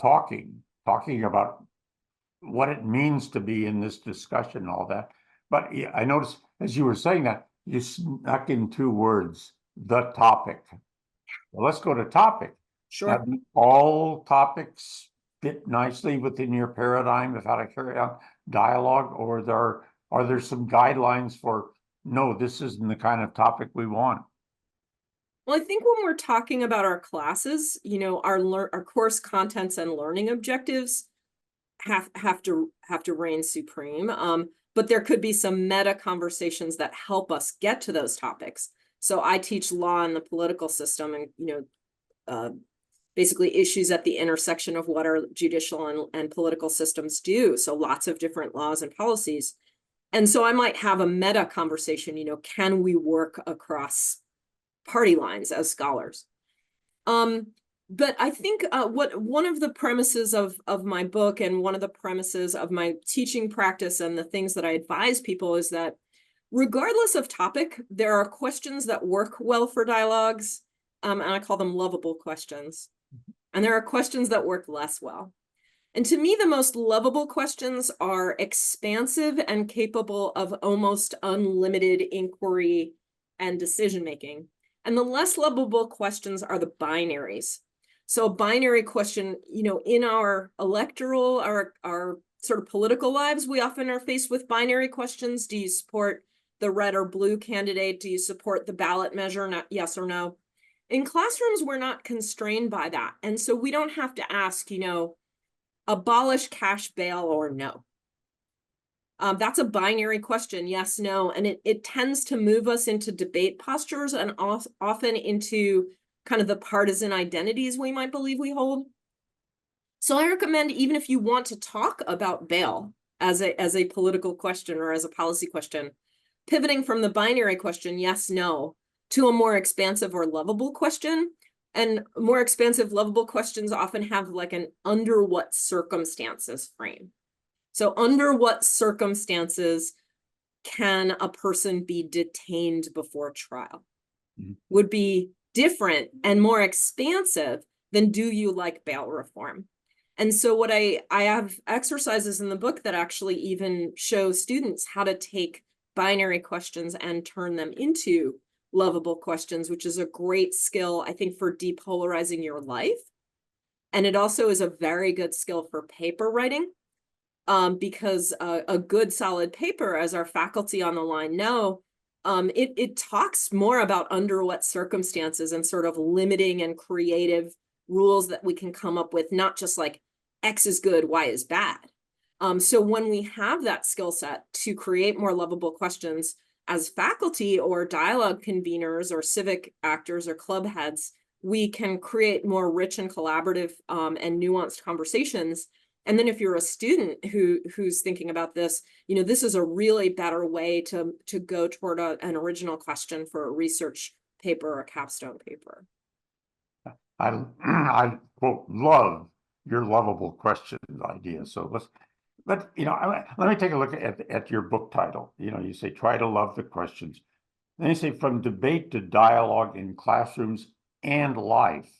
I want to focus on and life because one could say, oh, Lara's book is all about the rarefied atmosphere of a college classroom. But you're talking about life in general. So let's just say, I'd like to ask the question, how would you take the way that you approach dialogue and the teaching of dialogue and expand it into, say, in two directions? One, pre-college at K-12, youth groups, Model UN, religious institutions, or take your ideas and push them into the post-college life, nonprofits, religious institutions, you name it. How would you take and adapt what you advise into those kinds of sectors? Sure. So for the pre-college, I mean, there's a component of this that it functions, I think, very much as a college readiness book, both in terms of the components that are about class participation, that are about the rules you'll face in college, about the kinds of writing and research we do in college, the way that we deal with evidence. So I think students who are, or programs that are thinking just as a college readiness perspective, I did keep that use in mind. I think for clubs and gatherings, whether it's scouting, Girls and Boys State, faith groups, there's a component of this that's about how we have civic engagement and how we work together, and how we get into the things that we really need to know about one another in order to solve our shared problems. And that can be true in terms of if you are doing Model UN and you're trying to model the kinds of thinking and engagement that are necessary for something that's essentially kind of a prolonged negotiation exercise.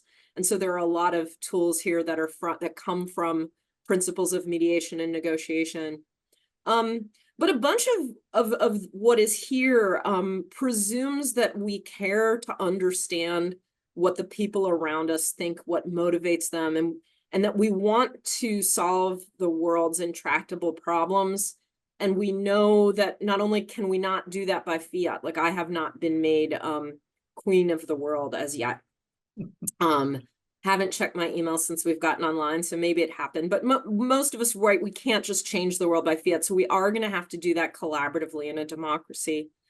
And then just in all kinds of ways, from roommates to our kids and spouses, to our neighbors, we're going to have these ongoing relationships with people who have self-determination, who have their own identities, they have their own motivations. And I think the capacity to sort of live and learn together and learn from each other is just inherent in being in human society. So my hope is, although the rules that I described, there's a chapter on the rules and norms of free expression that are very college specific. Really the aspirations, the overwhelming bulk of the book isn't about the rules, it's about the responsibilities that we hold to do this well. And my sense is that they are broadly applicable, including in our civic lives. Ah. Well, I just want to let you, I've just cast my vote for you for queen of the world. But you reverted also to Miss Manners. You know, you're at the beginning you said you weren't Miss Manners, but you do that in your book. And I think that's good because dialogue's not easy. Conversations are not easy. And we've got a lot of questions that have come in over time before this conference, having concerns about dialogue. And you address that directly. And one part I really liked on page 181, you talk about 3 pesky phrases that you would like to see disappear, that you say mess up dialogues. So can we look at those 3 and you tell me why you say these three. Number one, just my opinion. Take it away. Just my opinion, I find, is something that people do to get out of responsibility for supporting their opinion with some kind of evidence. And it's like a playground, like no take backsies, like it's just a replacement for having some substance. And I think people often do it either if they don't have support for what they're saying, or if they're trying to preemptively address people being offended or objecting. And I think if we have enough of an instinct of people are going to object in a way, that's a time to go back to the drawing board and say, well, maybe my opinion isn't ready to come out into the world. Maybe it would work better as a question. Okay, so your second pesky phrase, sorry, but. And nobody ever means that, like ever.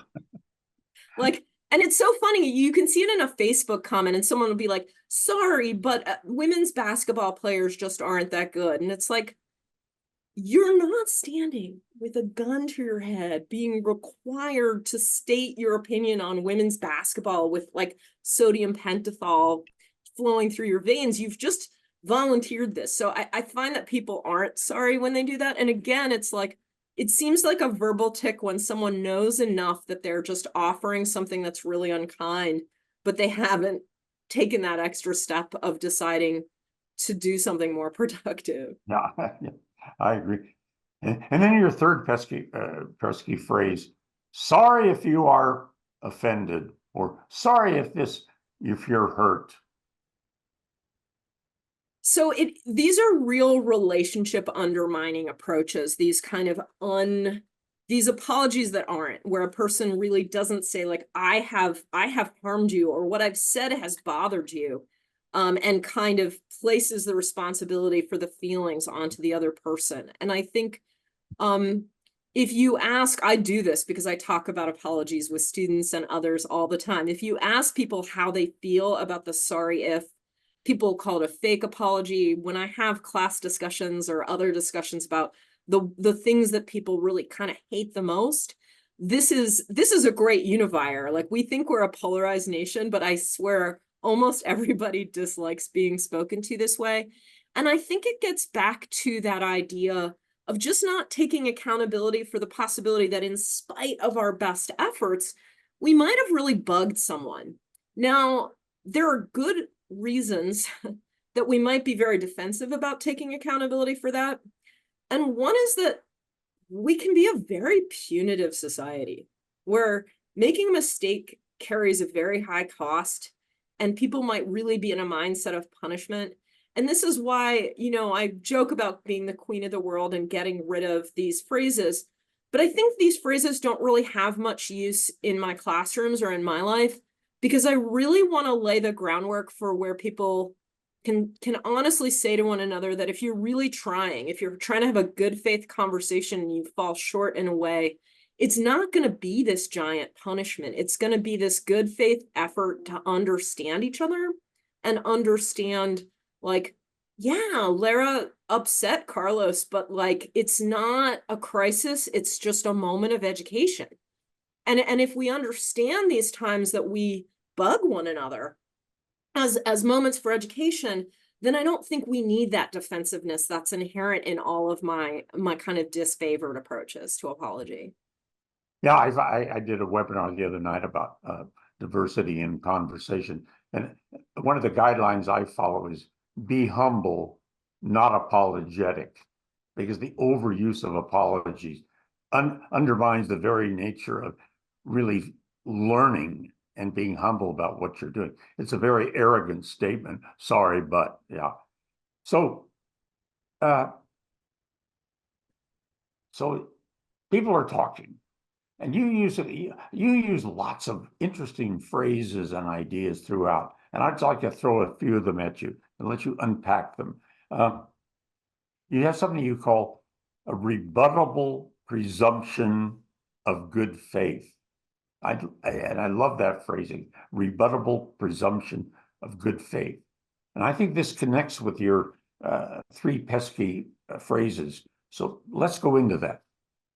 Yeah, so a rebuttable presumption. I'm a lawyer. I liked Michelle Deutschman said earlier, you know, we're the good kind of lawyers. So I'm the good kind of lawyer too, but lots of us are familiar with rebuttable presumptions. The most famous one is the presumption of innocence, right? You're innocent until proven guilty, but you can be proven guilty. So the rebuttable presumption of good faith means when you go into a conversation with someone, you presume, and this is easier in classrooms than say online, you presume that the person you're in dialogue with, in discussion with, is trying, that they're not trying to troll you, they're not trying to hurt you, that they're making an effort for this to be a good thing. They're not on the attack. And it's a rebuttable presumption because some people aren't kind, you know? But the rebuttable presumption of good faith means that when the conversations get hard, we don't go into a mode of punishment and combat. We go into a mode of like, this conversation needs to be made better by clarifying with one another what we need and how we're experiencing this dialogue. How are we, you know, are we hurt? Are we being subjected to stereotypes that we don't appreciate? Are we being told what we feel? You know, are things happening that don't work for us in this conversation? But not getting to a like, you know, we need to be on the attack, we need to punish. Mm-hmm. And this, let me tell you, does this connect with your another concept you introduced, which is you make a big emphasis on listening as well as dialogue and speaking, and you use the term generous listening. This sort of connects with the rebuttable presumption. So could you go into that? Absolutely. So the idea is generous listening is absolutely connected to this presumption of good faith. And I want to apply it to our classmates, to our faculty, and even to the texts that we read.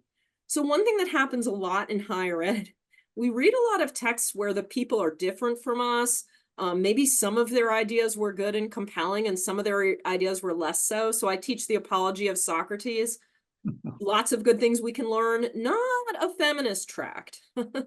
And one generous presumption I want students to apply is like, Professor Schwartz did not assign the Apology of Socrates because she wants you to sort of internalize misogyny, right? You know, she might have assigned it because it has some educational value. Or like, I teach the works of James Baldwin. I don't assign them so that students will be exposed to slurs. I assign them so they will be exposed to James Baldwin. And so this presumption of generosity is, this generous thinking is like coming into a dialogic or a discursive action, whether it's a class discussion or our conversation that we're having now, or reading the syllabus or reading the text that you've been assigned and thinking, you know, this wasn't done to diminish me. This wasn't done to harm. There's something worth doing here. And if I'm not clear on it, I should definitely ask or make my voice heard. One of the things that I include in this generous listening and this presumption of good faith, we have to apply this to our critics. So if a student comes to me and says, why are we reading this Apology of Socrates? He hates women. I have to really take that seriously, that they're not an unserious scholar or inadequately committed to academic freedom, that they're expressing a good faith concern. And this generosity, it just has to be 360. We have to have this generosity. We have to, you know, hope that our students or our classmates or our administrators, the people in our neighborhood, listen generously to what we have to say, but listen super generously to our critics and interlocutors. And that's another reason that I hate the sorry but or the sorry if you were offended, because that's not generous listening to someone who's saying something to you. Yeah. And so when you're doing all these things, one of the distinct, I think, important distinctions you make in the book, you're having these conversations, you're being generous and you're listening, and you're pursuing common ground, which you differentiate from middle ground. So I think it's a critical distinction in your book. So could you kind of explain that maybe as sort of the way to wind this whole discussion up? Yes. So one prime critique of dialogue work is that it's really trying to turn everybody into centrists, that it has this agenda, and this agenda is to sort of shave off what are perceived to be the extremes and outlier positions in some ways. And that's not it. It exists to understand. And with dialogue, there might not be a preferred answer. So I think people sideswipe the assignment if their idea for dialogue is to get people to say like both parties or all political parties are the same. So common ground is the shared values, goals, concerns that we might have that bring us to dialogue. And those could be anything from we're all students, or we're all interested in making, Riverside, California a better place, right? Middle ground is different. Middle ground might be the place between two political positions. And middle ground is often what people come up with in policy negotiations, like in legislatures, but it is quite distinctively not what we do in education, because it is not the median between two positions that determines what's a good and reasonable answer in academia. It's what happens when you apply our standards of sort of evidence and disciplinary approach and rigor to determining how an idea or proposal measures up against the scholarship, measures up against the facts, measures up against we as lawyers or sociologists or historians or art historians or name it, how people like us answer questions like that with rigor. And so middle ground might be what negotiators are looking for in coming to a legislative package, but we're doing something distinctively different in college, and in related activities like our civic activities like Model UN, things like this, because it's not our mission in a classroom to sort of to forge consensus about the best answer.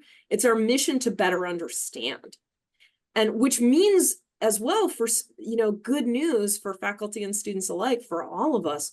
We don't need to forge consensus. We need to forge understanding, and there's so much creativity that's available in remembering that the class doesn't need to come away with like sort of a middle centrist answer to a question. It can come away just with a greater understanding of the question itself. Oh, wow, Lara. You've laid out some real challenges, and your book helps us to move. It is not a problem-solving book, but it's a thinking book. It's a book that makes you stronger, and it made me stronger from reading it. So let's wind this up, and it's been terrific chatting with you, but it's time to pass the torch. Lara, you and I were both fellows of the National Center, and that's how we met, and that's how we became friends, and today that's how we became collaborators. Now, each year, the Center selects and funds fellows to conduct research that furthers the national conversation on civic participation and on expression, particularly on college campuses. These fellows come from multiple disciplines, different types of endeavor from all over the country, and I might say of different generations. It's an opportunity for me as a 90-year-old to work with fellows in their 20s. So it brings folks together, and it's wonderful. This year, we've got a great selection of fellows, so let's learn about them and the important work they're doing.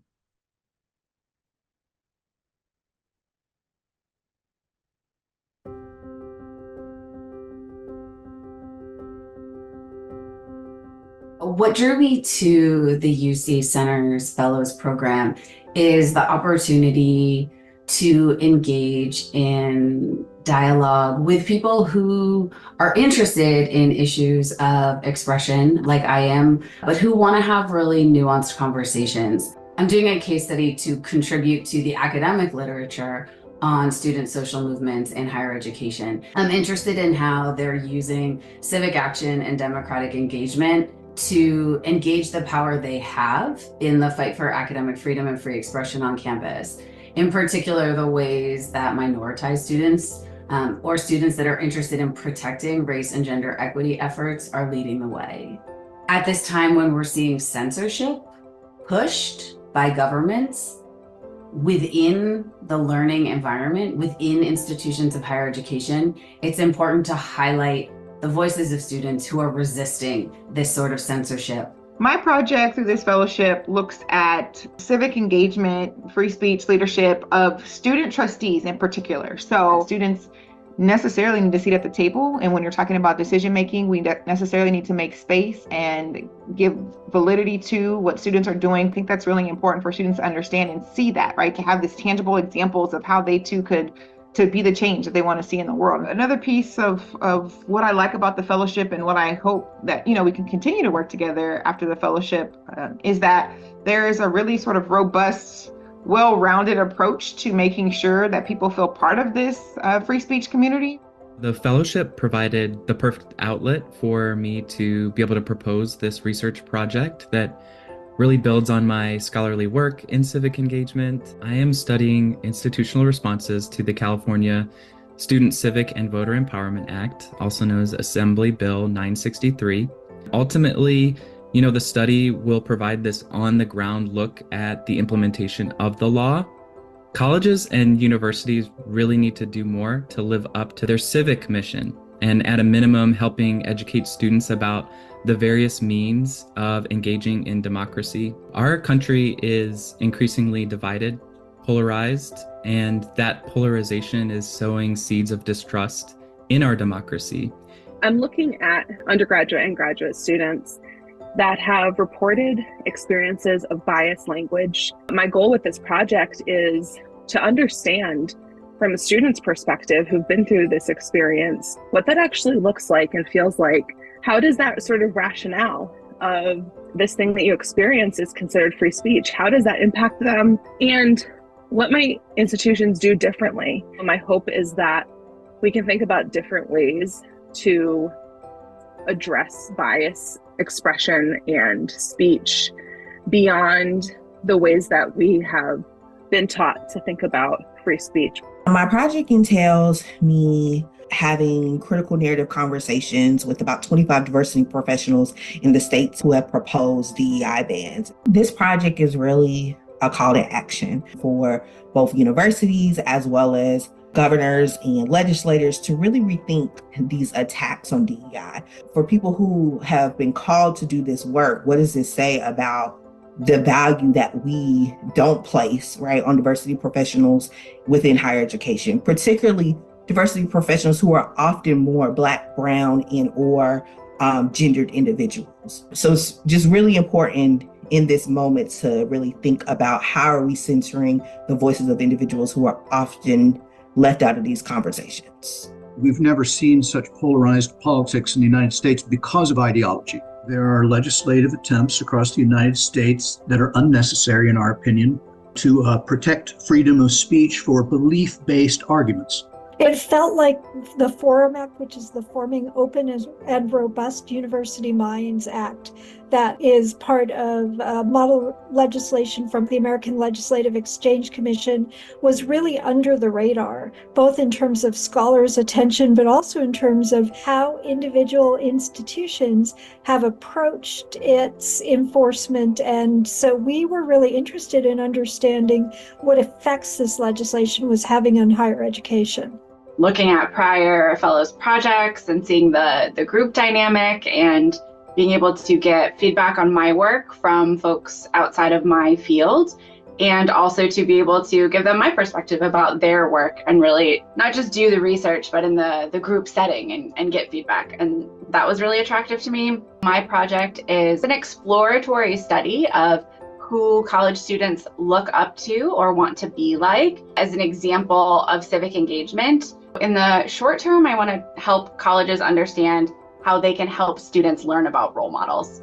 So what kind of information should they give to students? What can they ask speakers to talk about when they come to campus? In the long term, I want to do longitudinal research to understand how these processes change and how they continue to impact students long after they graduate from college. I've written a lot about academic freedom, faculty speech, student speech, and all those things really, to me, relate to civic engagement and how higher ed prepares not just voters, but informed voters. We don't need people voting off of prejudices or assumptions, but voting from a place of awareness and knowledge. I feel like it's more important than ever to think about not just do students turn out to vote after they've graduated, but do they really have the skills and the knowledge necessary to be able to distinguish between misinformation and real truth. The center is such a special place. So you get there and you really feel the intellectual curiosity, but coupled with the actual support of a center that wants to see your work do well. My project for the Senior Fellowship builds on the initial project that I created during my fellow year in 2020-21. During that project, I interviewed faculty members who had been targets of harassment by the public, and based on those interviews, I developed a series of workshops that would support faculty and create better systems of support on campuses and universities. So for this project, it was actually a chance to put this into action. And as part of that, I've been visiting campuses and universities for one-off workshops or 1 or 2 day visits to talk with faculty, to talk with department chairs, to talk with leadership, to talk with the AAUP chapter, anyone who would like a workshop on the issue and how to be better prepared. I think that the UC Center really platforms nuance, and that's not particularly common in today's socio-political climate. It's neat to be able to talk about not just your own work, but also current events as they're unfolding. There's been so many contemporary issues. Civic engagement is not something that you can leave on a shelf anywhere. It has to follow you. You have to continue to do that no matter what profession you have, no matter where you go to school. For me, this fellowship is the beginning of a long relationship with my fellow fellows and with the UC Center.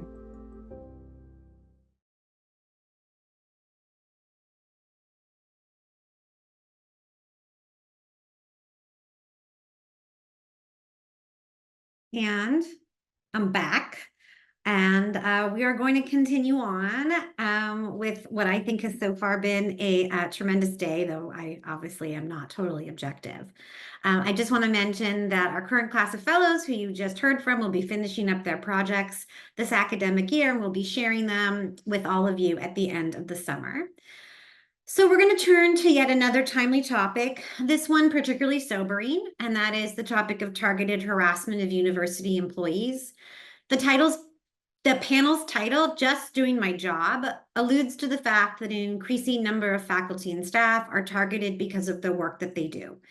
All 4 people on this panel have had personal experiences with this, and I'm grateful to them for their courage to share their stories. This will help all of us to better consider ways that higher education can plan for and respond to harassment and threats. Today's moderator, Nina Flores, is a professor at California State University, Long Beach in the Interdisciplinary Master's Program in Equity, Education, and Social Justice. In her research, Dr. Flores studies sex and gender-based harassment experienced online in public spaces and at academic conferences. Her contributions explore a range of topics, including gendered public space, street harassment, Title IX, and the targeted harassment of faculty by members of the public. Nina was a Center Fellow, as you just heard, in 2021-22, during which time she focused her research on this very subject, interviewing faculty and exploring how targeted harassment leads to silencing not only of the targeted faculty members, but of others as well. She is continuing that work as the Center's current Senior Fellow.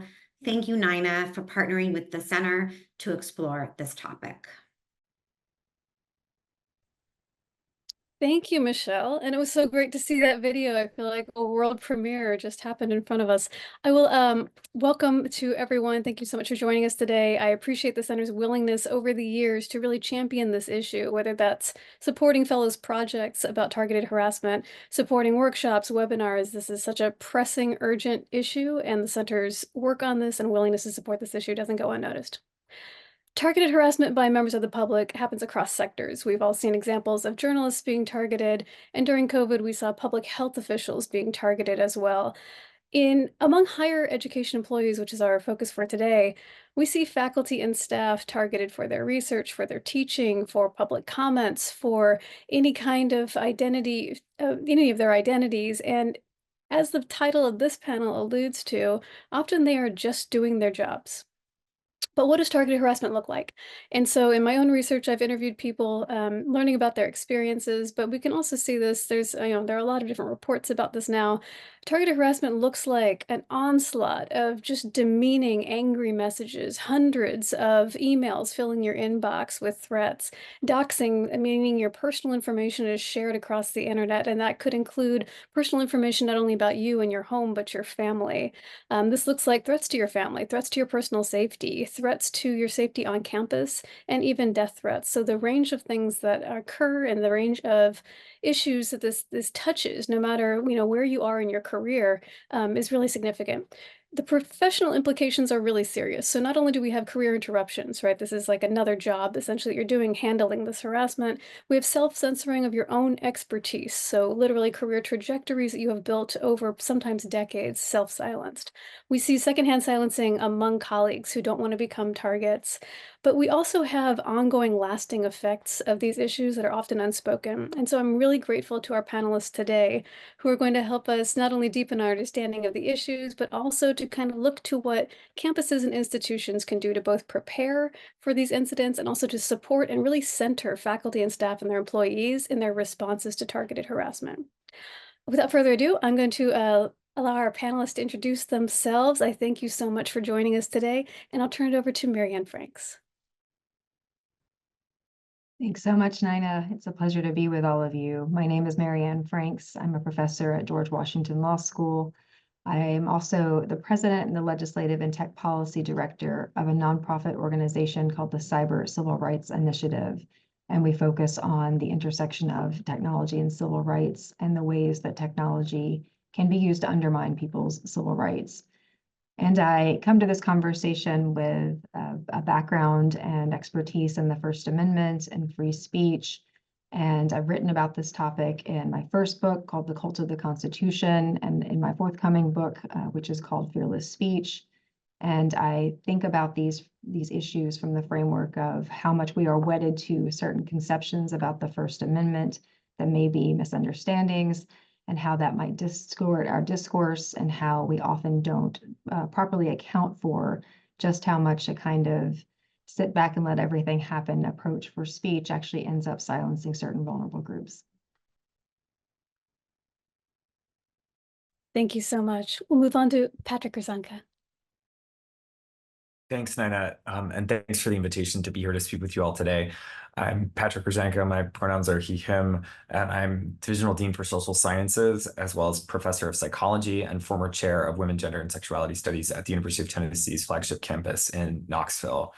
I'm also currently serving as president of Division 9 of the American Psychological Association, that is the Society for the Psychological Study of Social Issues. And my research broadly is on intersectionality and how institutions that purport to help, such as education, medicine, science, and the law, reproduce harm, especially at the intersections of systems of discrimination, including race, gender, and sexuality.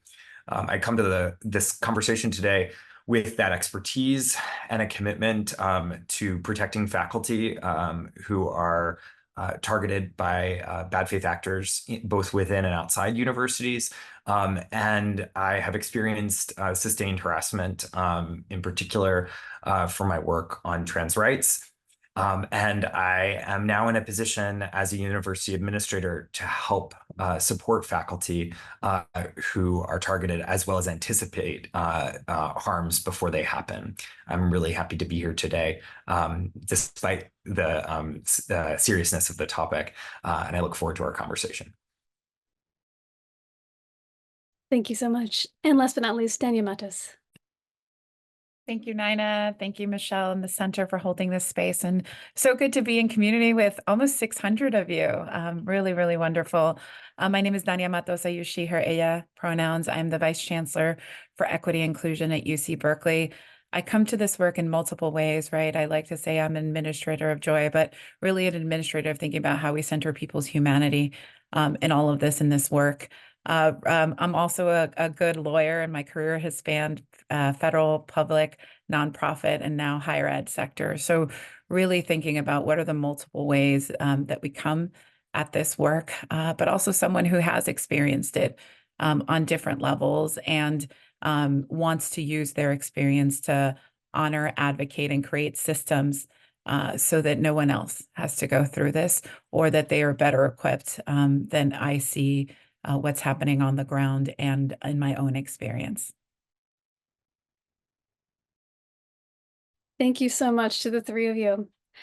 We're going to start off with some foundational pieces here in terms of targeted harassment in context of free speech and the First Amendment. And so when we think about this panel is a chance for us to correct some of these distortions of free speech discourse, some misunderstandings of what's allowed under the First Amendment and when. And so I'm hoping we can start with Marianne. Thanks. Yes, I'm happy to kick us off. Obviously, what happens very often when we talk about free speech is Americans tend to start talking about the First Amendment, and that makes a lot of sense. We're very proud of our First Amendment, and the kind of reputation that the amendment has is really powerful and compelling, and people are very attached to it. And what most people understand about the First Amendment is that it's very expansive, that it's this idea that things that wouldn't be protected in a lot of places, a lot of other societies, are considered protected in the United States because we have a unique or somewhat unique approach to the idea of even harmful speech being valuable, and that it's best to let ideas compete with each other in the marketplace. And as an initial matter, it's worth pointing out that sometimes when we think about the marketplace of ideas, we don't think enough about how, unfortunately, it is very much like a marketplace in a bad sense, that there are people with more power and more resources who are able to keep other people out, that certain types of, if you have lack of safeguards, certain things can poison the marketplace and hurt people and damage the things that people are looking for. If it's full of misinformation and violence, you can't really have a properly functioning space. But even more importantly, to the extent that we understand this view of what is legally protected under the law in the United States, what often tends to then happen is people assume that everyone should act like the government. And by that, I mean that the best position, the position that's either required or at least really respected, is to let all speech, no matter how awful, just sort of happen. And that's where really things go off the rails, because the First Amendment is very specific. It indicates that members of our governing bodies, right, government officials, state officials, they're not supposed to interfere, broadly speaking, with people's speech, because we're supposed to restrain the government from infringing upon our freedoms. But that's a very specific kind of relationship. The government shouldn't do certain things. And to be clear, the government's allowed to infringe upon speech that's very harmful in many respects. But to the extent that they are constrained, it's the government that's constrained. And as private citizens, any of us who are not government officials or not acting as government officials, we are not obligated to just let all kinds of expression flourish. And not only are we not obligated to do that, we actually have First Amendment rights to disassociate ourselves from certain kinds of speech, not give it a platform or speak out against it or criticize it. And especially in the university environment, the idea that there's something particularly valuable about letting all speech just happen and just not intervening is really just one that doesn't make sense. Universities are meant to be places where we sort through ideas. We try to find out what things are interesting or valid or proven or contribute substantially to a sophisticated debate. We don't simply say, it doesn't matter what you want to say about this topic, it's useful. So particularly in the context of a university, it's such a strange constraint to put on ourselves to have the model of the First Amendment and act like we're governments when what we're trying to do in a university environment is something very, very different. So I think that's one of the ways that we need to reframe the conversation to see what the stakes are. Saying that your speech is technically legal is just simply not saying anything other than something very obvious and not very relevant, and doesn't tell us anything about whether your speech is interesting or whether it is sophisticated or whether it is irrelevant to the conversation.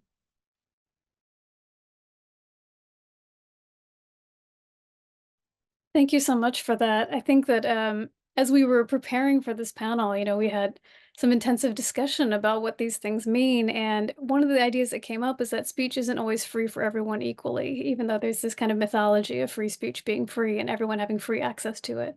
And I'm wondering if anyone on the panel wants to speak to that. Yeah, Nina, I can start and really talking about, I also wanted to add the nuance that speech doesn't have to do just with anything you say, right? This notion of embodied speech about who you are, the identities you carry, how you move in the world are things that folks harass and dox, right? And so this notion that your very existence is something that is not free, because as much as, as institution, we're talking about recruiting the best and the brightest from all walks of life, right? Faculty, staff, and students, there are many who don't want that to exist. And so just that very presence without even opening your mouth can be that resistance. And so part of that is what the structures we're bringing them into, right? There's tenure, right? Where there's a already embedded projection in the academy of which those who don't have it have a different orientation to free speech and what can be spoken. But there's also what are the structures in place that institutions and organizations need to think about in that layer for the folks who don't have that, right? But are still doing these work, but also embodying and carrying these identities of speech that people don't often think about. And that where your existence is already a threat and a source of harassment, doxing, and other forms of discriminatory acts. And since, Daniel, since you and Mariana both brought up doxing, do you want to maybe define that for the audience, just in case we have folks who are not on the same page?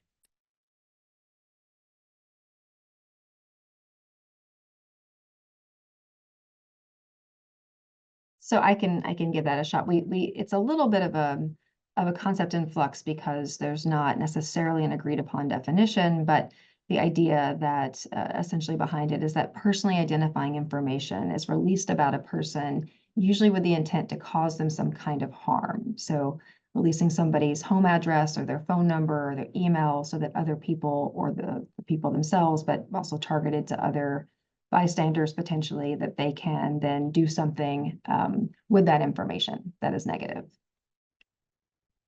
Thank you. I appreciate that. I feel like it's a term that we're often using, and I want to make sure that we're all on the same page when we're using it.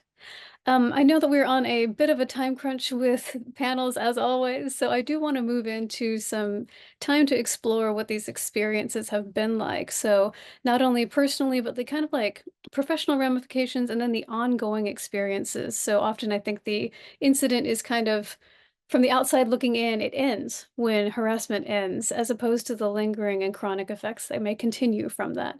So Patrick, I'm hoping we can start with you. Sure, Nina, and my own personal saga with targeted harassment I could explain it in far more than 45 minutes, but I'm going to try and sort of sum it up here for you all. This I think is a quintessential example of just doing my job. While I think my scholarship on gender and sexuality has had some uptake in the public sphere, I am fairly certain that the reason why I was catfished by a right-wing activist into participating in an interview under false pretense in November of 2021 is simply because he's local, and I was at the time the chair of the Women, Gender, and Sexuality program at the University of Tennessee. So I participated in an interview during which I realized shortly after it began that it was not what the folks had claimed it was, and that in fact this was a kind of gotcha, aggressive interview in which some of the like fundamental terms of feminism in queer studies were attacked and called into question.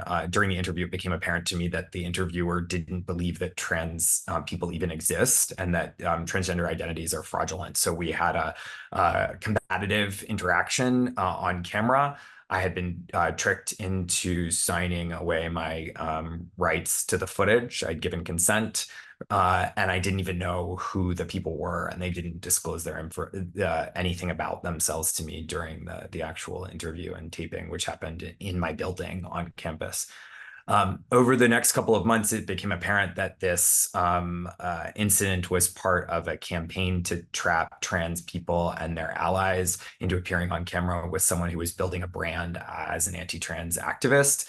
The film was released on the first day of Pride Month in 2022, and that was when my own personal nightmare with this experience escalated into a nonstop barrage of online harassment on social media, as well as my email, culminating in death threats that the FBI had to become involved in. Beyond the kind of personal and private anguish that one experiences when you are harassed, I had to negotiate, of course, this incident, which was so highly public, with my institution. And I am happy to report and incredibly grateful that the University of Tennessee, Knoxville, managed to respond to this in a way that was generally quite supportive of me. With regard to the discussion that we had a few minutes ago about the politics of free speech, I recall that one of the first things that I said to the provost was, if you make a public statement about this when it goes public, the last thing that I want you to say is that I was just exercising my free speech. Because I think it's interesting, we think of it as a protection for people, but in institutional settings, dismissing someone's targeted harassment as the consequence of their free speech can be a way for institutions to abdicate responsibility for protecting employees who are literally, as was my case, just doing my job, responding to public inquiry from documentary filmmakers who were trying to elevate the perspectives and experiences of trans people. That was the false pretense under which I took the interview. So I can be more or less specific, Nina, if you'd like me to go into any more details, but some of the things that the university did for me over the course of especially the first several months of the harassment was help me establish email filters that and they monitored my email, which was to the contrary of feeling like an invasion of privacy, it facilitated my capacity to even do my job in everyday life, because much of the harassment that I was experiencing was happening over email.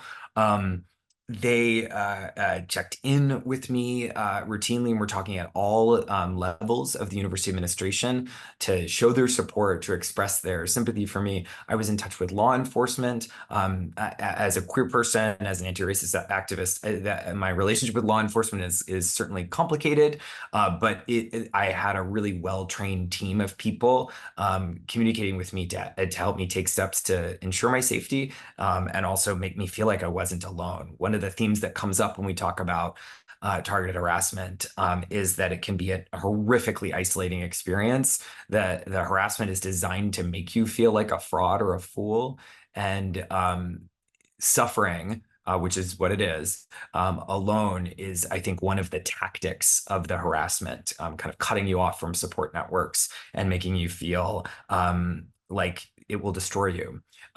I got through it, though it certainly is ongoing, and there are many things that I do today that are shaped and will forever be shaped by my harassment. But like I said in my opening remarks, I'm really proud to be in my new role as a dean, and I'm proud to be in community with people like all of you who are thinking about ways to make sure that institutions are not just responsive to harassment, but are anticipating it. And doing things to ensure that the harm that harassment is designed to cause is mitigated or minimized. I'll stop there. Thank you so much. I would love to move to Danya, and then we can think about themes among these two experiences too. Yeah, thank you so much, Nina. And as I think about it, right, this is just the first of that I experienced in my role here. There's been many since, and particularly heightened now with the anti-DEI legislation, right, and what's happening in the world right now. So I say it with that point. So my earlier comments about embodied speech is that was actually my first experience with targeted harassment here. It was just being a Black Latina, making what I make, and working at UC Berkeley. I have Google alerts for my name, the institution, and all of a sudden I saw my inbox just being flooded, right? And my inbox is already blessed, y'all. So could you imagine just seeing all these things? And the subject lines were very horrific, things that I'm very aware that were targeted to me as a woman, right? Things that they would never write to a cis man. And I could not understand where it was coming from because the alert wasn't set for that evening. When I finally got the alert, I found out that the rights architect of the anti-critical race theory movement had tweeted about me, just my picture and my salary, and how dare she exist and make this. And that was really hard to figure out. And then also realizing that this wasn't on my onboarding materials. There was no training on how to deal with this. There was no one pager. There was no how to go through this. And it was also nearing the end of a really tough semester and my first one. So I was getting ready to gear up for winter break, going to see my family back on the East, really excited about it. And then this happened and the panic ensued. And I started trying to figure out where to turn to, who to turn to, just really angry, upset. The emails were coming from people who were not shy. They were not anonymous. Our alumni were emailing me as well. And so I had concerns. My role is very public facing and I engage a lot with our alumni. So what's the safety for me going to events? And am I engaging with this list of people? So I started putting the list of people together. Then there was the piece of all the IP addresses. And it wasn't until I said, I need help, right? Oftentimes when you're the person impacted, like you're also taking on the labor to care for yourself. And that is not okay. I know we're going to talk about that later. And so I went to my communications director at the time. And, there was also this embarrassing piece of letting someone open into all these horrific things people were seeing about you. And so I said, I need you to put together all these IP addresses so that we can send it to the UC Police Department, so that they can come together and see if they could prosecute. For me, it was a matter of principle and really being able to do that. But I also remember just wanting to hide, wanting to put on my hoodie and just, go away. And it was also the time of the year when you're supposed to be in community. There's a lot of celebrations. And the fact that my very existence or proximity to others could harm them, I did not know what people were capable of. And you have to treat these things seriously. My car had been vandalized maybe a day or so afterwards. And so there was a connectivity of that. And it really was folks in my division that came together and asked, like, wait, is no one walking you anywhere? Why are you walking by yourself? Like, it didn't even occur to me that I should have someone protecting my body. Because remember, that was what was being attacked, right, in my existence. And so it was really thinking about the viscerality that this one sort of tweet could have that everyone sort of banded around. First of all, I don't, there was no knowledge on critical race theory and what it is or what it isn't, but we'll leave that there. And just really thinking about those pieces. I remember I changed my entire winter break plans. My family was supposed to come here. I retreated that way because I figured less people knew where I lived, where I was. And I remember just kind of going into hiding. I binged watched some really good shows. I think it was La Reina del Flow, the Queen of Flow on Netflix, got me through that time. I remember when I finished the 500th episode, I said, wait a minute. It was right around the time Bell Hooks had passed. And I was really grounded in the works of Bell Hooks as a sort of Black feminist theory. And I remember the quote. It said, sometimes people try to destroy you precisely because they recognize your power, not because they don't see it, because they see it and they don't want it to exist. And it was almost kind of like that moment where I took off the hood and I said, wait a minute, I know what's happening here, right? And I started talking about it. And with much credit to Michelle, who also invited me on a podcast. And the more I spoke about it and the more I talked about my experience and how I wanted to make it better for others, the more I realized that so many people close to me had gone through the same thing and never spoke about it. Like almost like it was taboo.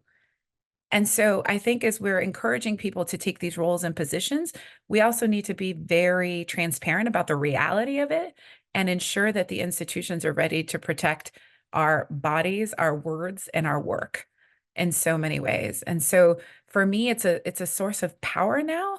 And as more and more harassment has come, because guess what? It's not always external, y'all. It's on our campuses. It's in our folks. I have folks on my own campus in close proximity, right? In terms of doing the same. And so similarly, what are we doing to protect not only the external factors, but from within as well, right? This work is too important. We are too important as people to not be doing that. And the reality is we can't wait for someone else to experience it and navigate it, because the same way that they are very skilled in the way that they attack and sort of come, well, some, right? I think that we also need to be very skilled and prepared in ensuring that we are centering people's humanity and protecting all of their speech. And before we move to what the campuses and institutions can do to prepare for and also better address and center faculty and staff in these incidents, both of you have mentioned isolation, and I want to explore this a little bit because I think it's different than what we typically think about as isolation, and it sounds to me like you're talking about retreat from personal and professional lives as opposed to just isolation, like, oh, I'm feeling a little by myself. This seems a little bit bigger.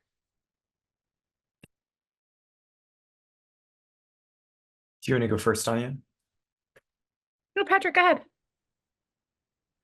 Well, it's been so interesting. Danya and I met a couple of weeks ago when we first convened as a group to talk about this webinar. And I had chills throughout our first discussion because we have different social identities, we have different jobs, and yet the commonalities in, I think, our emotional experience of harassment were so deeply similar.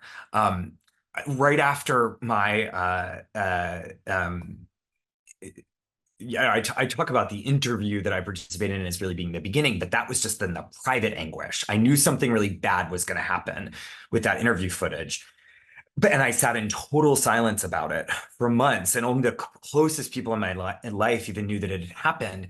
And then when it became public, via Twitter, a live stream on June 1st, 2022, I both experienced the horror of harassment that I just couldn't even imagine the volume of, but I also started getting all of these emails and phone calls and texts from friends who had gone through the same thing. And I was horrified. I mean, it was so sad to me to know, my friends would say, oh, I've had a stalker and the FBI is involved for 5 years. My university has to change my email address all the time because of how much harassment I get. It was disappointing to know how pervasive the problem had become, but it was also like such an incredible source of comfort to me that at least I knew that there were other people who had navigated these terrible waters before.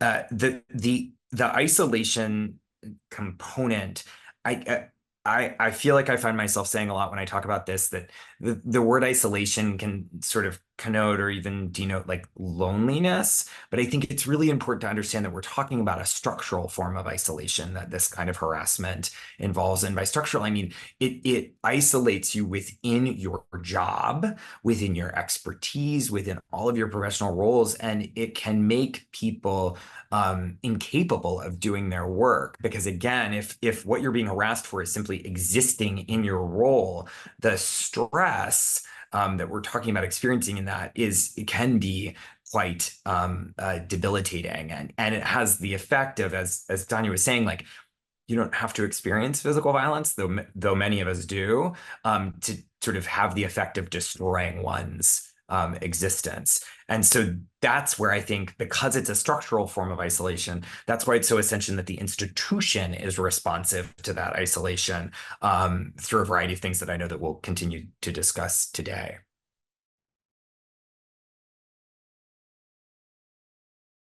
This actually is a perfect segue to understanding what campuses and institutions can do to not only prepare, and I love this idea of like anticipating that this harassment is going to occur to someone on your campus if it hasn't already.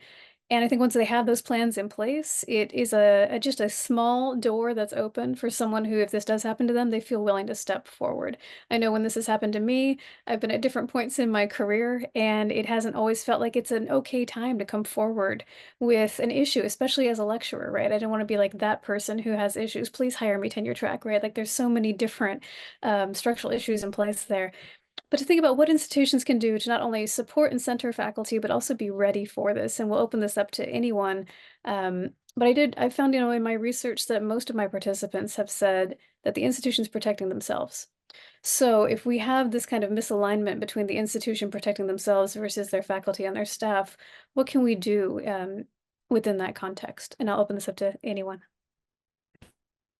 I can start. And so one of the things that was really important. Of course, now I'm a part of the doing and creating the things that I would have needed, right? It's all about healing your younger selves, y'all, in this work, but really thinking about that. So I think about some of the structures we already have, right? In our sexual violence, sexual harassment prevention world, we have care advocates, right? Folks who walk people through the processes, right? And if you think about that movement and who's involved there, we need care advocates in so many spaces, including these spaces. That would have been so helpful to me to have someone who's like, I'm going to walk you through this. I'm going to take on some of that. You can focus on going through what you're going through in that, right? Because there was no room for me to check out, really, right? There was the job I still had to continue to do, and there were sort of all these other responsibilities. So I really think about what would a care model look like across multiple aspects and dimensions, and not just SVSH, particularly when we know there's multiple identities and systems impacting things when they happen. Funding, right? So there were a lot of things that I was advised to do, like securing my home, alarm systems, potential security that come at cost, right? I believe some private security was almost like $14,000, $15,000. So what's the funding for folks that can't do that, right? I also want to really name that as I was sharing this, our students who run for student government were sharing how much they get doxxed and harassed and targeted on their own identity. That should not be the cost of running for student governments at ASUC. And so thinking about our students and our staff, which are often also not discussed, that don't have that. So what does a funding and care model look like for that? But also just for us, I know UC Irvine created a really great like one-pager or two-pagers. I think it's particularly focused on academics. We're looking to use as a model for different populations for staff students, where it has just a checklist, right? To your point, Patrick, I think you were saying email filters, right? All the things that I didn't know. And so I kept on, I remember being really upset and then saying, wait a minute, if institutions weren't built for everyone, why am I expecting it to protect everyone? And so how do we build those? As we're building institutions for everyone, we also need to build the protections for everyone. So top of mind, I would have loved a care advocate funding model, also just time, right? Processing time or all of those things, and someone to step in. And just really grateful to sort of family, friends, and all those who stepped in when I couldn't. And so I really appreciate that.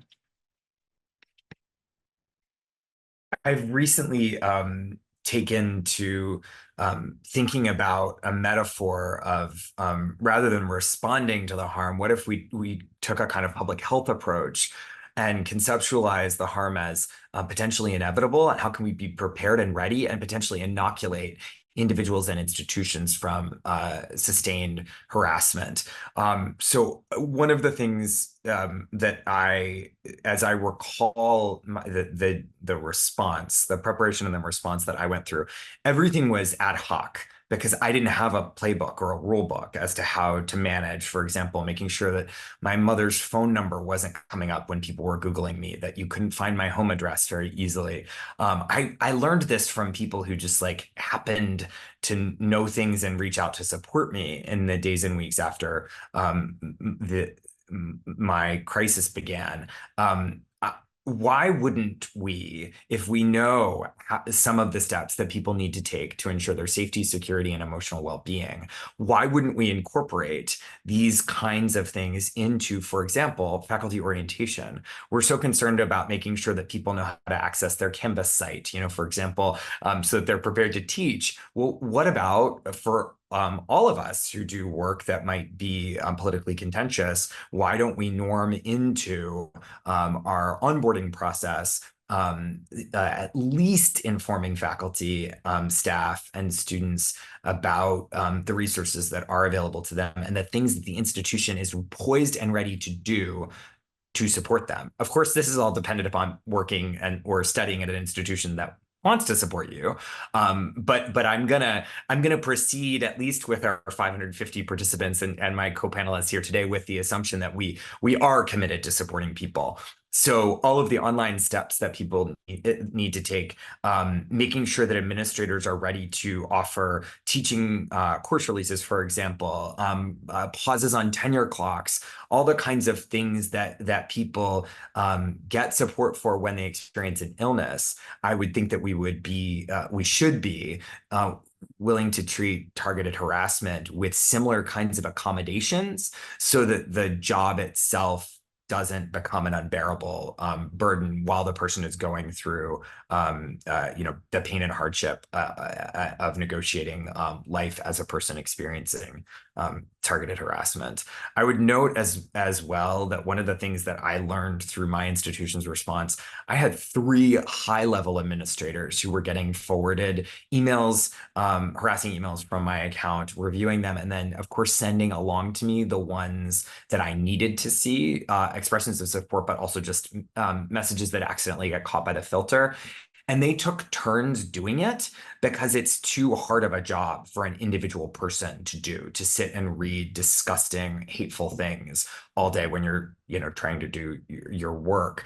And I think just that little anecdote of the fact that a 3-person high-level team was monitoring this, it was in the worst days of my experience, it was some solace knowing that I had like this team of people who were all supporting me and checking in throughout the day. There is no running away, though it is what a lot of us, I think, try to do when these things start. And Danya and I had the same experience, I think, of both being told by some folks on campus, like, well, what do you need from us? Well, I don't think either of us knew what we needed. I mean, we wished that it wasn't happening. Like, can you change the universe and make this stop? In lieu of that, I don't know what I need. But we now know, with the experience of so many people, including the folks that you interviewed, Nina, we know what some common threads are. And so we need a menu of options available to faculty, staff, and students so that we come to them with, okay, we're sorry that this has happened, but now that it's happened, here's the things that we're prepared to do to support you, so that people don't have to invent the support that they need while they're in the agony and pain of harassment.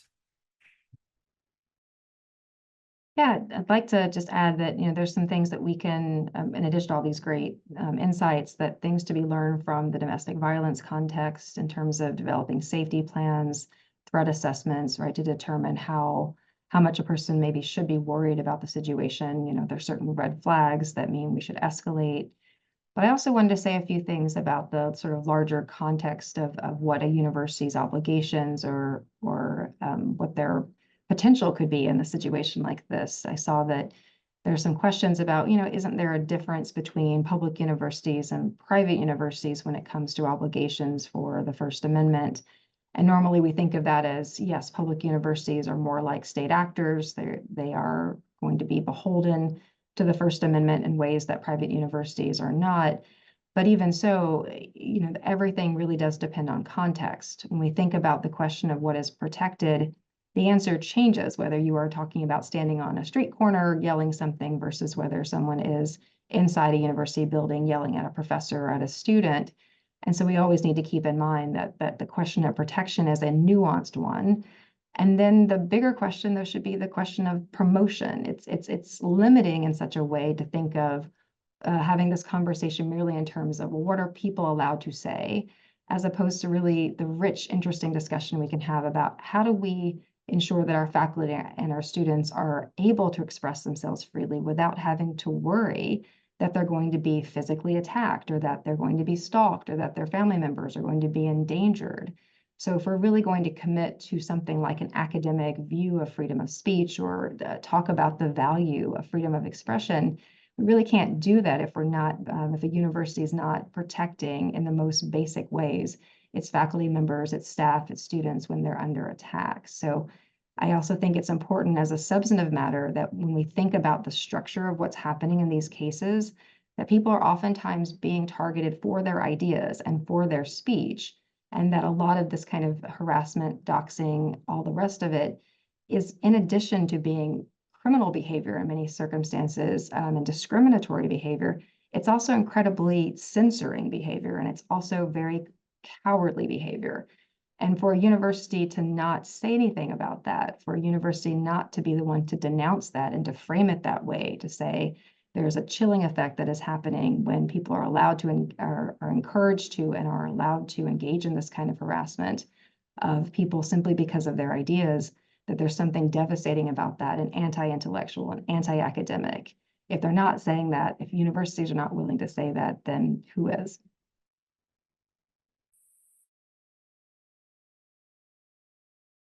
Thank you so much. We've had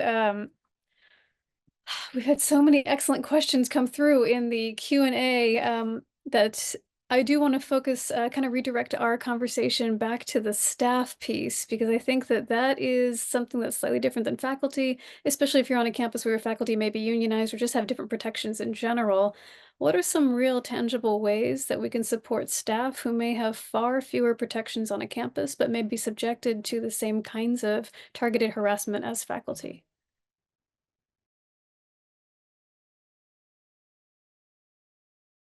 I think some of those aspects that they did was really important. One of the things I've often looked at is sort of this idea of sabbaticals, right? It's only for faculty, but what would it mean to look like for a staff, right? Administrative in that way, particularly staff right now in student affairs and divisions like my own, kind of being overtaxed and very visible in so many things that are happening.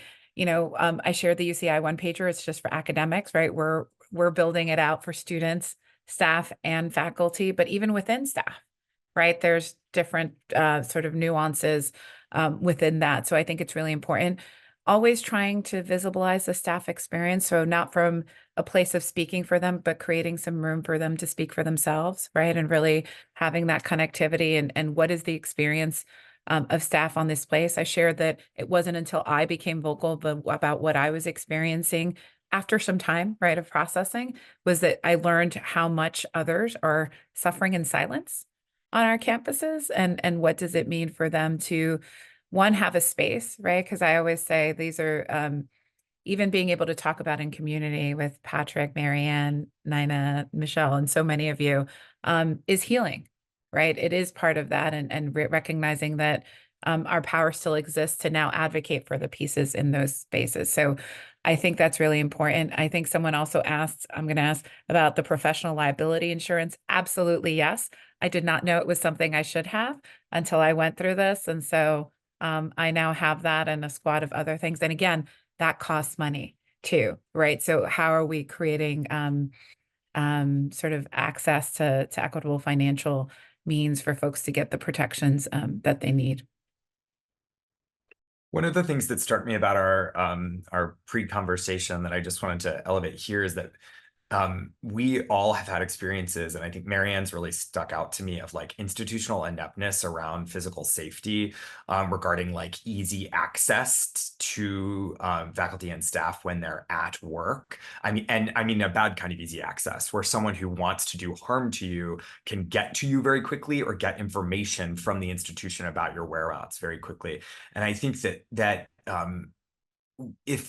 if we want to conceptualize like the safety and well-being of university employees and students in a holistic manner, then the conversation that we're having today shouldn't just be limited to people who handle personnel or DEI related issues. Like facilities needs to be involved.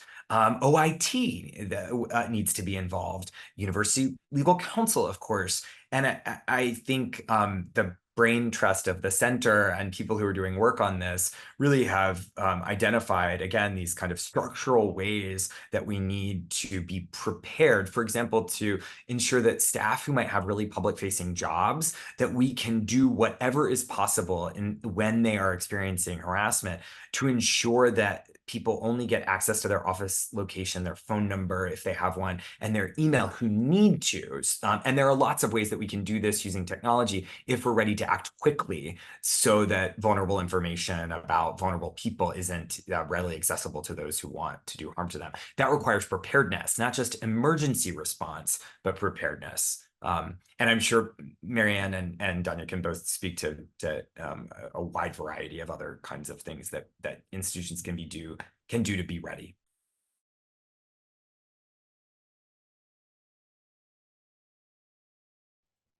I know we're nearing the end of our time together on this panel, and so I want to open it up to each of you for about a minute. If you have any closing thoughts that you want to share, any final takeaways, if you've been watching for 50 or now 47 minutes, what are these things that you would like our audience members to take with them and remember as they leave this panel? And whoever would like to begin, I mean, that's up to you.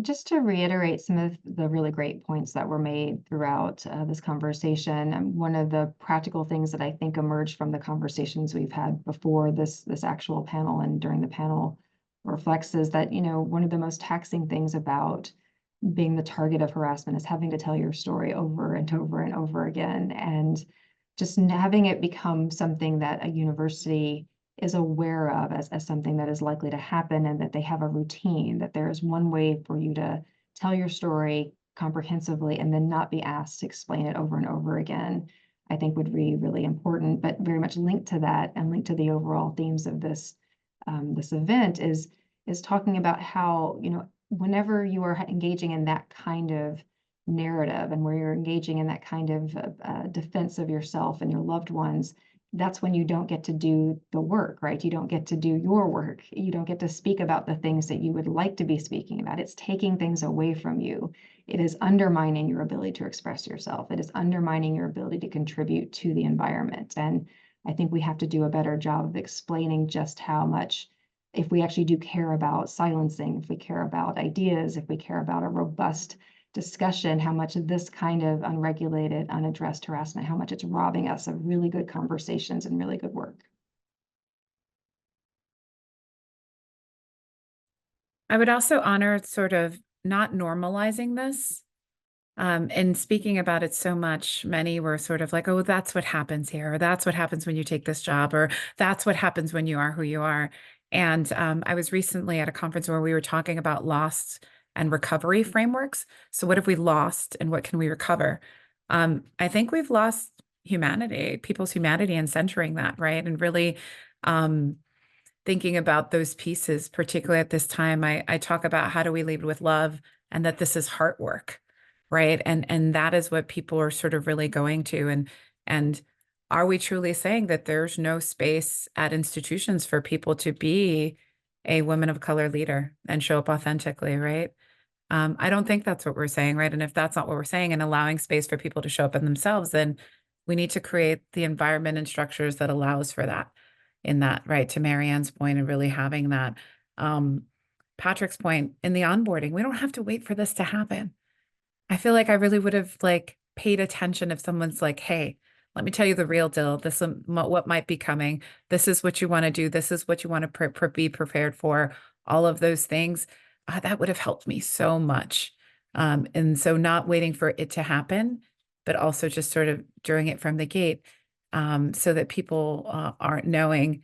And to the point of families, right? I think that also being prepared and equipped to prepare my family for this kind of role. They weren't ready for all of it. They see it too, right? And it's their loved one, and they want to defend you as well, right? When you're like, hey, don't engage, right? And so really thinking about those pieces as well. And I think also really ensuring that, I am someone who, and you'll see it, I got off social media altogether. And LinkedIn in particular was my most public platform, because I want others to see themselves in this work. I want other vice chancellors of equity and inclusion to see that they can show up authentically and do this.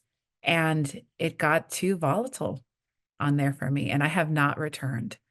And I can't tell you how many times I go to engagements where people are like, oh, just share your LinkedIn. I go, I'm not on there because of the death threats.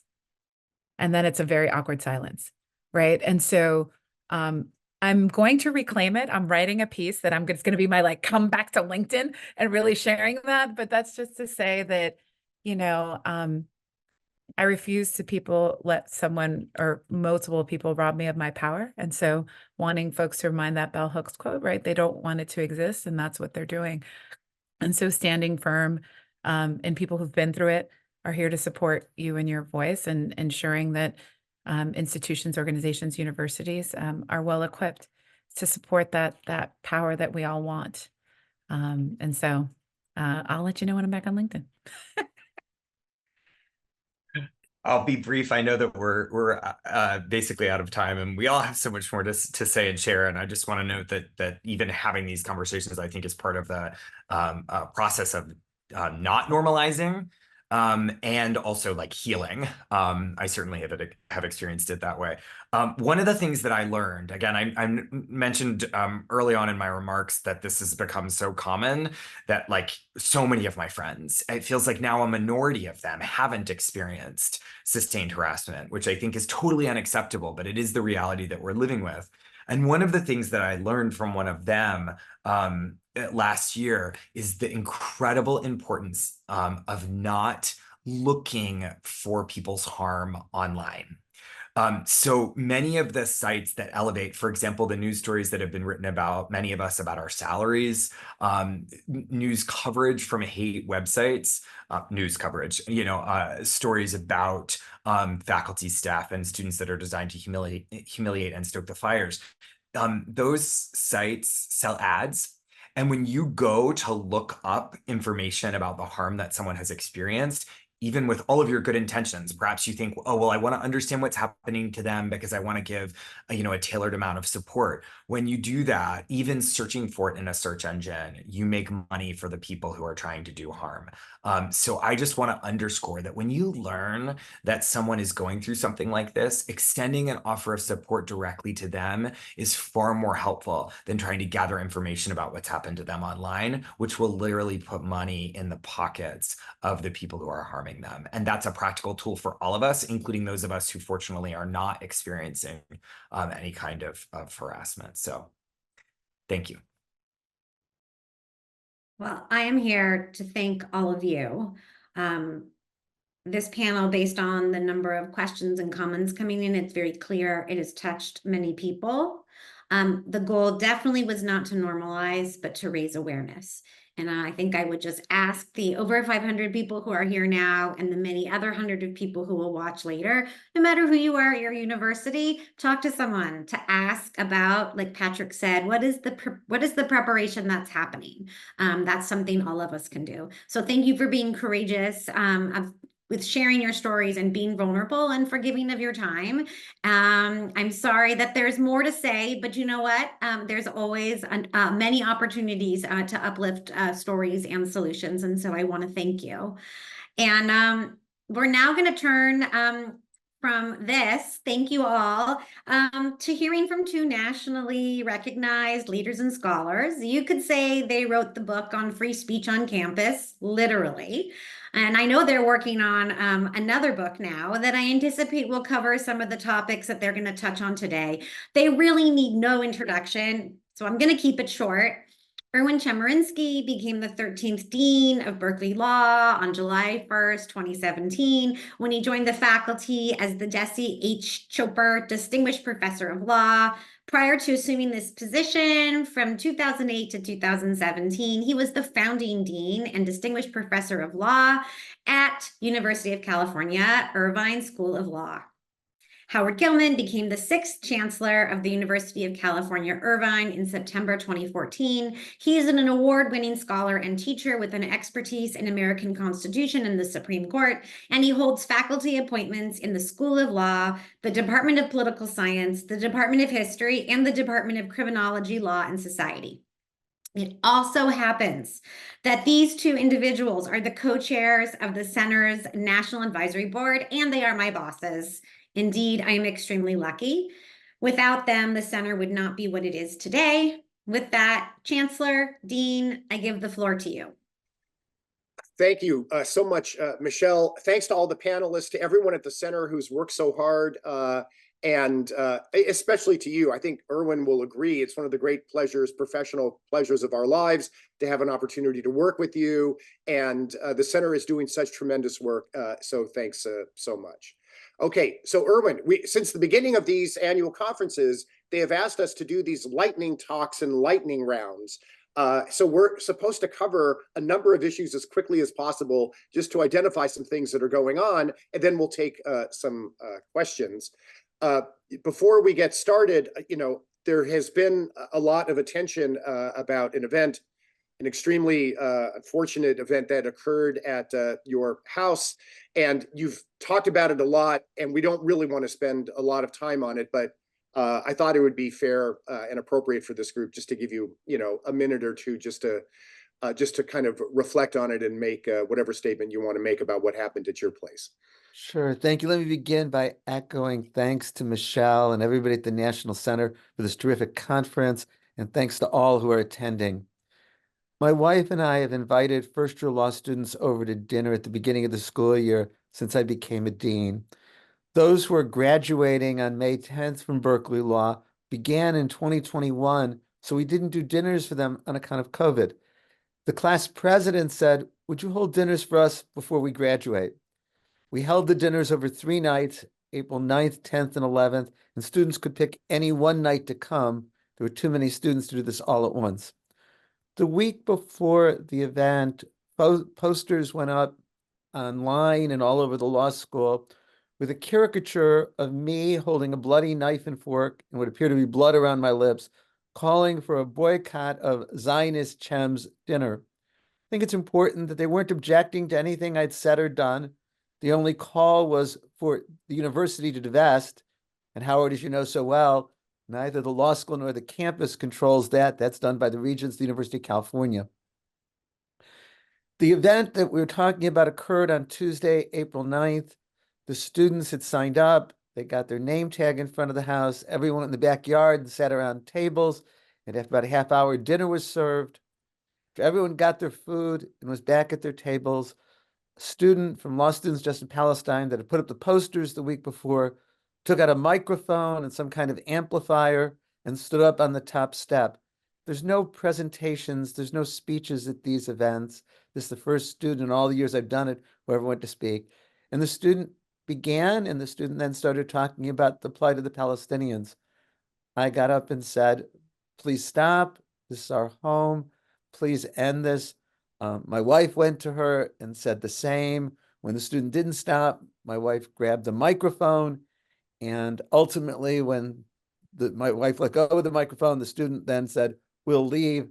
About 10 students were there, all took off their jackets and were wearing matching T-shirts. 2 nights later, when we did the dinner, a group of students came back and stood outside our home, made as much noise as they could, banging drums to try to disturb that dinner. Erwin, boy, there was so much attention, and being in the middle of an event like that, but then also living through the event in the aftermath and all of the attention and the social media, a very challenging circumstance, I know. Let me just say 2 quick things that relate to this. First, I'm absolutely convinced that there was no First Amendment right to do what the students did. Even if the event had been on school premises, there's no right to disrupt it. And certainly there isn't in my backyard. And all of the major free speech organizations have come out, made this clear, including FIRE. The second, it relates to the prior panel. We've been targeted over the last week with many death threats, deluged with hate messages. So I have to also say, we've received so many wonderful messages from people throughout our lives. Yeah, and really some of the, incredibly menacing kinds of things that unfortunately you've had to experience are just, I guess, in part a bit of the sign of the times, and an unfortunate part of the sign of the times. And there must be ways of addressing these issues and conveying deeply held views without targeting people with menacing language and, from my point of view, language that or imagery that is anti-Semitic. And so, but it does raise a more general question. So let's move away from what happened to you, because one of the things that the center is supposed to do is educate people about free speech principles. You and I believe and have written that part of what that means is that you can't censor or punish someone merely for expressing a viewpoint. But the law of free speech also anticipates that just because you can't be punished for expressing a viewpoint, it doesn't mean that you can express that viewpoint anywhere you want or any time you want, right? And so very important for people to understand basic concepts in First Amendment law, such as time, place, and manner restrictions, right? You can express whatever view you want about any world event, but not necessarily, in the middle of a trial or in a mayor's office or in the middle of a class.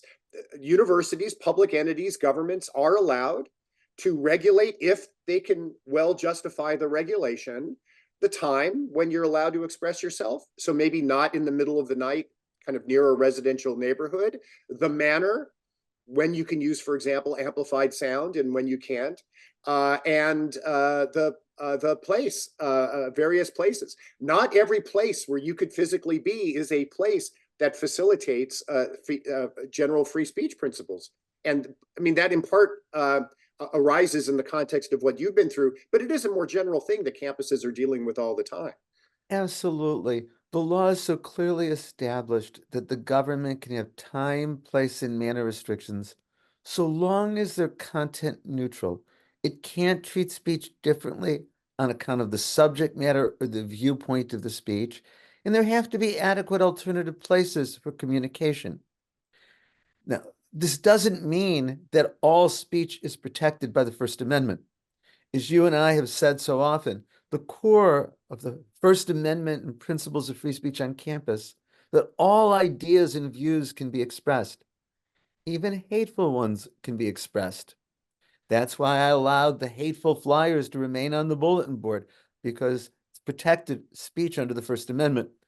But there's a point at which we've got to remember speech is unprotected. If it rises to the level of incitement of illegal activity, and there's a test for incitement, it has to be speech that's likely to cause imminent illegal activity. It has to be directed at causing imminent illegal activity. It has to rise to the level of a true threat. And if it does, then it's not protected by the First Amendment. And the Supreme Court has given us a definition. So what we have to do is start with the basic principle: all ideas and views can be expressed, but there can be time, place, and manner restrictions where, and there is a point at which it's speech unprotected by the First Amendment.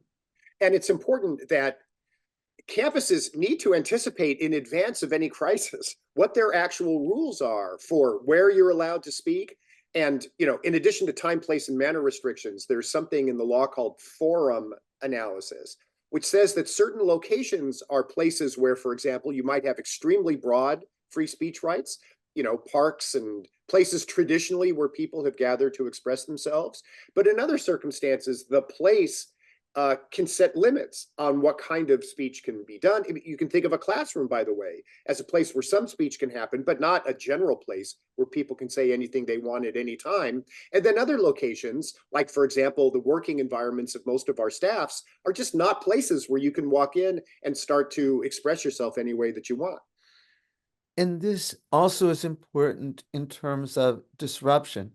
There's no First Amendment right to use speech to silence another, period. And I think it's very important that campuses have policies that make clear that those who engage in disruption can and will be punished. Now, if you don't like a speaker, I always say to the students, have a non-disruptive protest. Bring in your own speaker. But if you engage in disruptive activity, then you face punishment for that.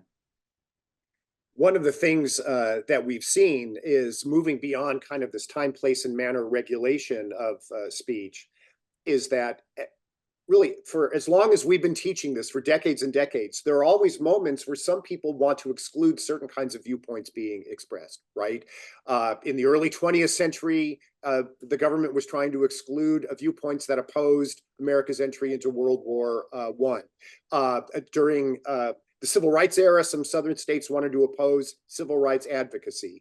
What we're seeing really in the last few months is a lot of pressure, including a lot of political pressure, for universities not to allow not just harassment. We know that that's not going to be permitted, but to take some steps against people who are expressing certain kinds of ideas.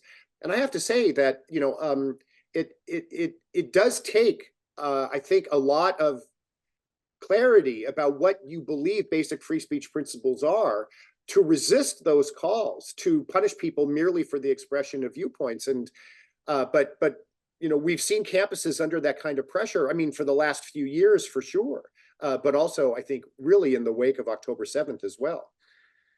I think the hardest issues facing campuses right now with regard to free speech involve the tension between Title VI and the duties under it and the First Amendment.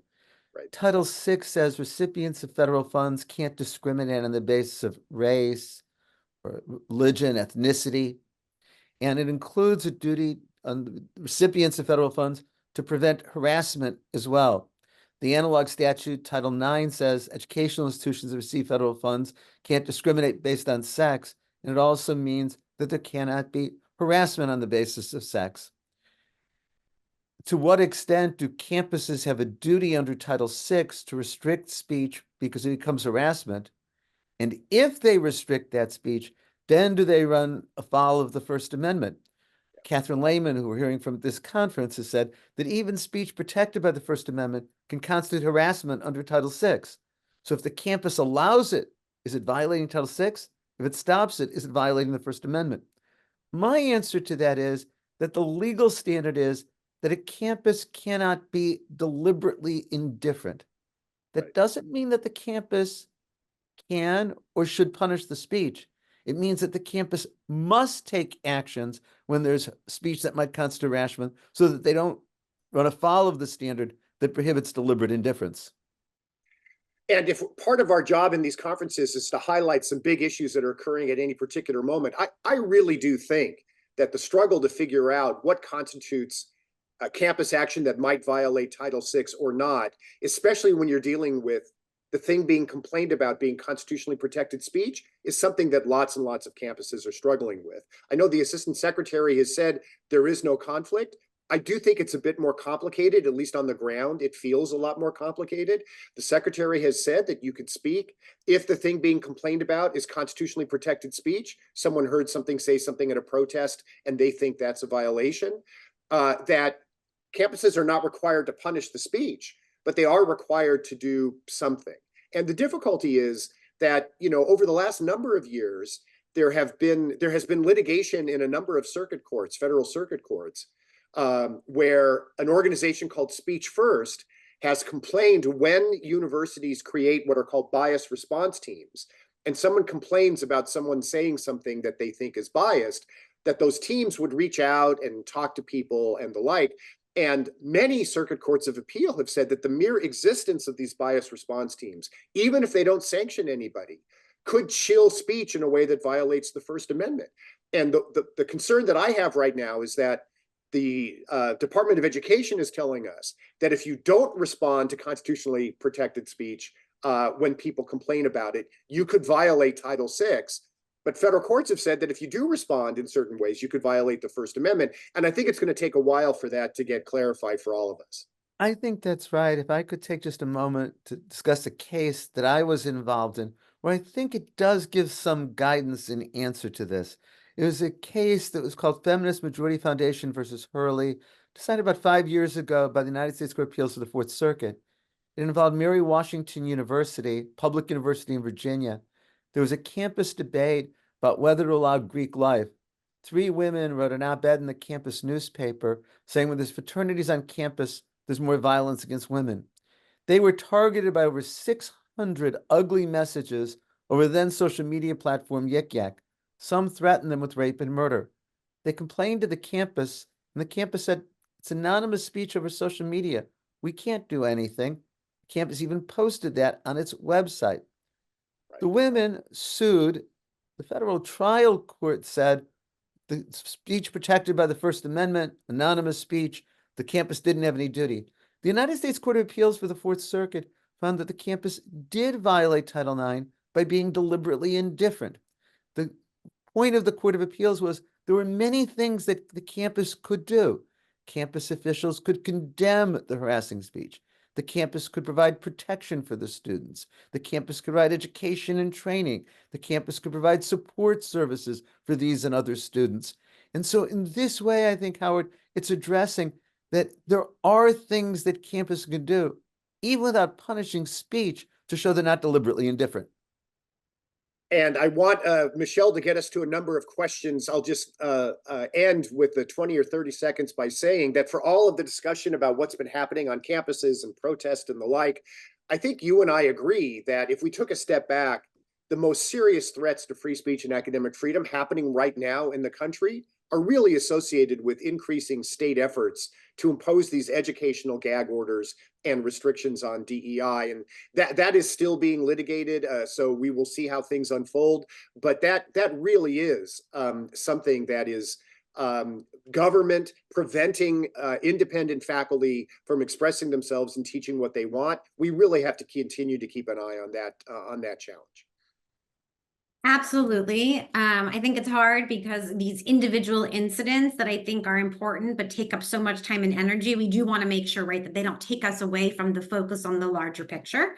And with that, I'm going to ask you about a specific incident. I will also just mention that I'm getting tons of texts from people who are wanting me to just know. And I mean, this is like how in real time these things are happening, right? Students at Columbia being arrested right now, protesters, right? This is, you know, following the testimony yesterday. One of the things a lot of people are asking about is the cancellation of the USC graduation speaker. And obviously these things are fact specific, but I think it'd be helpful for either one or both of you to sort of talk a little bit about like what rights do people who give graduation speeches actually have? Well, let me start with on the one hand and on the other, right? So on the one hand, whatever free speech means, it doesn't mean that any particular person is entitled to become a valedictorian or to speak at a commencement ceremony, right? That would be a discretionary privilege that an institution can provide, not a right that you have in the same way you have a right to speak your mind without being censored or punished. And universities, colleges and universities have a right to try to organize commencement ceremonies in a way that will everyone will feel that it's a moment of celebration that doesn't alienate a lot of people who are part of that. I mean, it's a particular kind of event, and you want to organize the event in a proper way. You know, having said that, I don't have all the information. I don't know exactly what individuals might have said that caused a controversy, but there are, I think, concerns. I mean, there is once you make a decision that a student is incredibly well qualified and has an amazing enough record that many faculty looking at hundreds of students would say that this person deserves to be the valedictorian. Once you make that decision, to withdraw that decision, apparently because some people feel that on some private social media accounts, some things were said that they disagree with, and then to emphasize that the reason why you're canceling it is safety concerns and not because you disagree with anything that maybe was said, that I think creates a very bad and difficult precedent. It feels like succumbing to a kind of preemptive heckler's veto. And if universities, I think, are going to move forward with having students and speak at graduation ceremonies, the notion that any group of people could organize themselves and threaten violence or disruption if the university allowed a particularly chosen student to speak, I just think that that's not something that is going to be manageable in the long run. And so I think there are real reasons to be concerned, at least about how the university expressed the basis upon which it was withdrawing the invitation. I agree with everything Howard said. The only thing is, I think it's here and always so important to distinguish the legal issue from the more general policy issue. Right. As a legal issue, this isn't a First Amendment question. University of Southern California is a private university. It's not covered by the First Amendment. The California statute simply says that a private school cannot punish speech that a public school could not because of the First Amendment. Nobody is being punished here. Now, we could then move on and say, apart from the law, is what USC is doing undesirable in terms of free speech principles? And I think Howard makes excellent points. I'd also emphasize here that there's a lot of information that I don't have, but I understand why everybody's very uncomfortable with what seems to have happened. No, thank you. So I want to now a couple other questions coming in about what's happening right now with the assaults sort of against DEI programs and offices. And a couple folks have asked about the intersection of speech and sort of the dismantling of DEI. And I was just wondering if one of you or both of you could speak a little bit to how those fit together or don't. The goal of having a diverse campus where everyone is treated equitably and everyone feels included seems to me completely unassailable. Everyone should want diversity, equity, and inclusion. I think that often what those who oppose it are presenting a caricature of it or taking the most extreme example and then responding to it. And I think that there are real concerns in terms of the laws that have been adopted in a number of states that prevent DEI and efforts at it and how they are restricting speech. I agree with Howard here. I think it's one of the most serious threats to free speech. Now, one of the particular issues that's arisen involves having faculty or faculty candidates write so-called DEI statements. I think in themselves, they're quite understandable. We have a very diverse student body, and what we're looking at isn't a particular ideology. That would be wrong, but looking to see how would somebody go about treating diverse students. My advice to any school that wants DEI statements is to make very clear they're not used to give a preference based on race or sex. They're not used to impose an ideological litmus test, but rather to see how a faculty member would be in effectively treating diverse students. Yes, and so a few things to add. One is that in some of the state legislation that you're seeing is focusing on the educational environment in ways that I think are incredibly problematic, even more sweeping a set of restrictions than we saw during the Cold War, where, you know, it was bad enough during McCarthyism, but at least McCarthyism was about getting rid of discrete professors who might have had an affiliation or a sympathy with the Communist Party, right? This affects, you know, scores of disciplines. You can't teach certain ideas that might be considered divisive if you're a psychologist or a historian or a political scientist or a gender studies person or an ethnic studies person. They sweep across the entire landscape of higher ed in a deeply problematic way. Now, what I would say, if we're going to be a little bit complete about it, is that some of this legislation is designed to prevent outside of the academic environment certain kinds of training or offices, kind of staff positions at public colleges or universities. I think those raise very difficult and I think troubling policy considerations, but I don't see any major constitutional issue associated with the state of Texas, for example, saying that you can't use public funds to create a staff office that focuses on, you know, this thing or that certain training of staff shouldn't include this or that. It's not a policy that I would adopt, but I think I'm much more concerned about the educational gag orders. I will say, and maybe Erwin agrees with this, that while you can defend, for example, the practice of giving a DEI statement as a condition of employment as a faculty member, first of all, there might be ways that those are interpreted that would raise questions if there wasn't clarity on the proper way to use that information or not.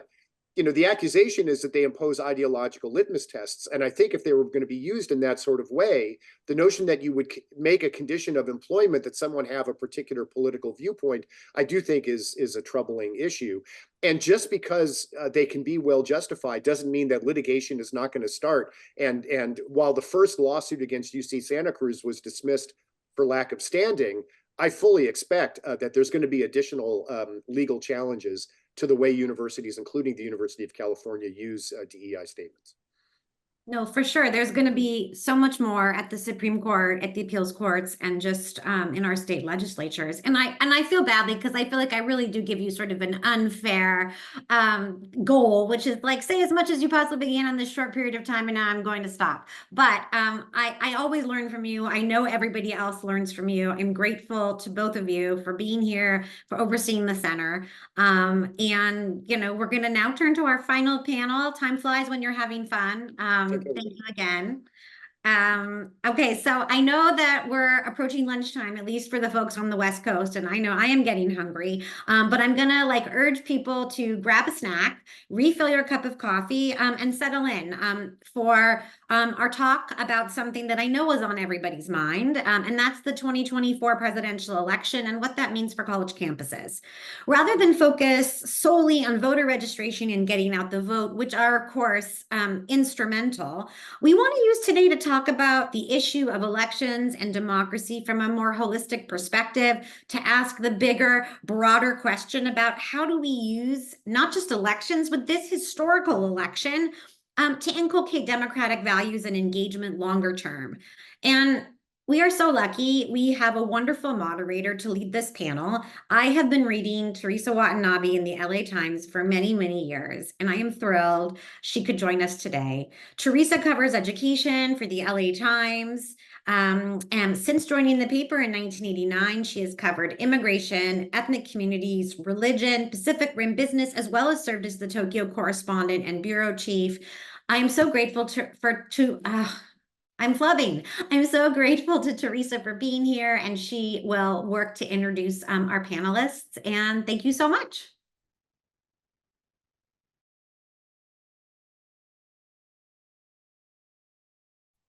Well, thank you, Michelle, for that introduction.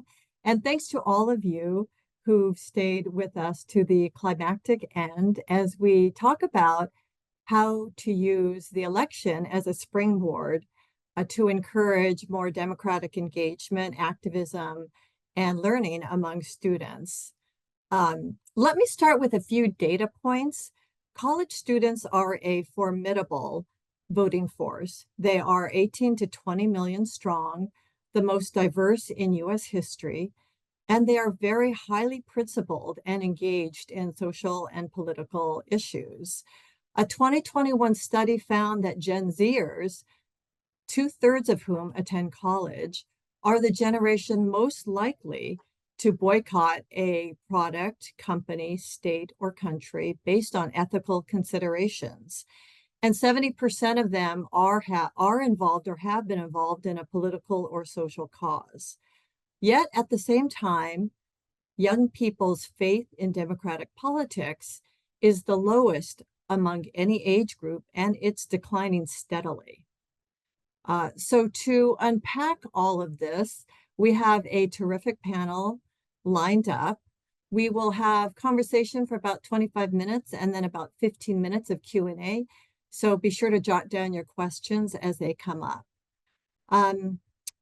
Let's start with our introductions. Alex Edgar is a senior at UC Berkeley in political science and I guess you are the executive or external affairs vice president for the Berkeley campus. Terry Platt is an associate professor of public administration at Clark Atlanta University and actively involved in supporting student voting and civic engagement on campus. And Nancy Thomas is the executive director of the Institute for Democracy Initiatives in Higher Education, formerly at Tufts University and now at the American Association of Colleges and Universities. I'd like to ask Nancy to lay out the broad landscape. Nancy, you and your team conducted the largest ever study of college student voting, 11.6 million students on 1,250 campuses. So can you talk a little bit about the voting rates over time and the most striking findings of that research, as well as other research that you've been involved in? Absolutely. And thank you, Teresa. And hello to Terry and Alex. I'm happy to be on this panel with you both. So the study is called the National Study of Learning, Voting, and Engagement, which we affectionately refer to as NSOLV. It is, as you said, a massive study and a one of a kind. And we really set out because we wanted to know whether students were civically engaged. And while voting isn't the only form of engagement, it's pretty darn fundamental. So when we began the study, we started with a midterm, which was 2014, and we found that 18 to 21-year-olds voted at 13%. So I told campuses, ask your students to look around a room of very few students, and you'll see very few voters. And so what we did is we gave campuses their reports on their voting rates. And this was like asking campuses to hold up a mirror. And when they did, they weren't very happy with what they saw. And then after 2016, they weren't very happy with what they saw because about 50% of students voted. And then they really ramped up their efforts, which we can talk about more. And so in 2020, which is the last presidential election, which is relevant to this upcoming election, you want to always compare apples with apples. The voting rate was 66%. Now, one thing to remember is that Americans don't vote at very high rates. The average voting rate for Americans in midterms is about 42%. And for presidential elections, hovering around 60%. So 2020 was a bumper crop year of voters for the national scene, but also for the college scene. And while voting rates went up about 6 percentage points for all Americans, they went up 14 percentage points on college campuses, which means the world should be paying attention. It is, as you said, Teresa, a formidable voting bloc. Does that help? Can you talk? Yeah, that's absolutely perfect in terms of setting the scene. I know that you can't yet obviously talk about what will happen in 2024, but what are some of the indications that you're picking up from young people, college students, about how engaged they are right now in the upcoming election or politics writ large? Yeah, I think the best way to describe it is they're on the fence. I think that what's happening is students really care. They're worried about the same issues that all Americans are worried about. They're worried about the economy. They're worried about housing. They're worried about inflation, and they're worried about climate change. They're also deeply concerned about the loss of reproductive rights and backsliding civil rights for all Americans, especially our Americans of color. And so these issues are motivating them. They are concerning them. At the very same time, they are completely disillusioned. They are fed up with what they see as endless chaos, if not, frankly, inefficiency, and worse, a dysfunctional government. And they're wondering whether they want to engage in that government. I saw a study just about 2 months ago that said that 47% of 18 to 24-year-olds are not sure that it matters whether they live in a dictatorship or a democracy. That's a pretty stunning number. And I think what it really reflects is feelings of hopelessness, of our voice doesn't matter, nobody's listening to us. And we know from the polls that our elected officials are not listening to us. We know that most Americans want reasonable gun safety. Most Americans want reproductive rights for women. And yet they're not following through on the will of the people, which is exactly what a democracy is supposed to do. With young people, they are especially disillusioned, and because they don't have the long history of voting and making it a habit, they might check out. And I think it's a worrisome trend. That's a startling data point that you just threw out. 48% of young people really don't care whether they live in a democracy or a dictatorship. Let's go straight to the student on our panel. Alex, you are at Berkeley. Tell us, what is the climate right now on your campus among students? What are they feeling and why? Definitely. And first of all, thank you so much, Teresa, for moderating, and the center for having us. And I think before I hop in specifically to Berkeley, I always think it's so important to contextualize Gen Z as a generation, right? I was born in 2003, and me and my peers, we grew up during the recession. Might not have had a full understanding of it, but that is a lot of our context. The first election most of us were actually aware of was the 2016 presidential election. And since then, we know how our political system has been, right? In addition to, the countless, major national issues like the COVID-19 pandemic and the Black Lives Matter movement and an increased emphasis on climate change, we also see that our government is at the highest level of partisanship in our lifetime, and is, on track for the 118th Congress to be, one of the least functional of all time since our country's founding almost 250 years ago. So I think when you were talking about young people and their kind of perception of democracy, I think it's important as, people who might have seen older versions of the democracy that worked a little bit better, to take that step back and understand that, most of us don't really have a reference point that is positive with our democracy. And if you don't have that reference point, it's a lot harder to, strive for this better future if you can't really imagine a better future to exist.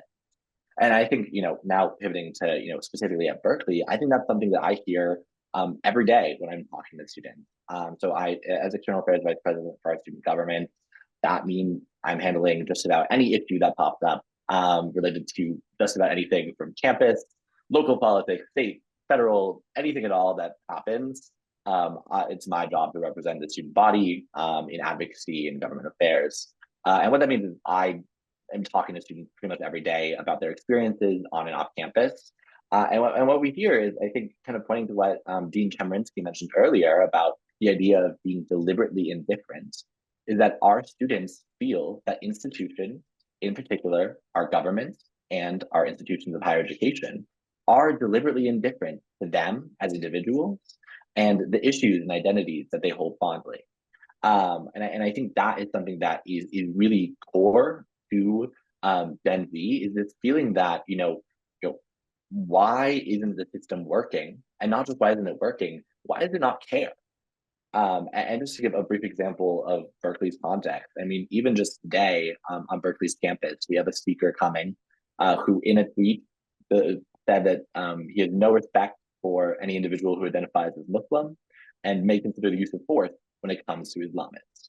And that's the speaker on campus. And, they may have a free speech right to come speak, and the university, of course, has to allow, all different viewpoints to come to campus.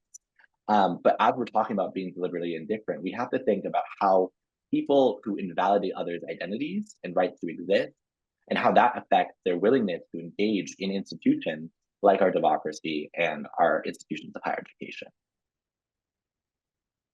Okay, well, that's also pretty sobering.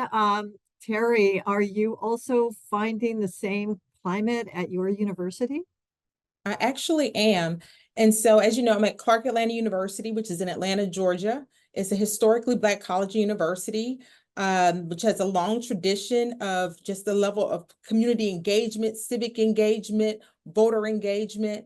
But what we're finding on our campus is that students are in line with their peers at other institutions and feeling disconnected and disengaged and underrepresented by the current electoral processes and systems. So many of our students they're interested in the issues. It's not a matter of not being interested in the issues. It's the level of confidence that they have that the act of voting and those who they are voting for will represent those issues and resulting in policy changes and policy implications that will improve their lives, that will increase their access, and build their confidence that the system is listening to them and their concerns. As a generation and as a collective.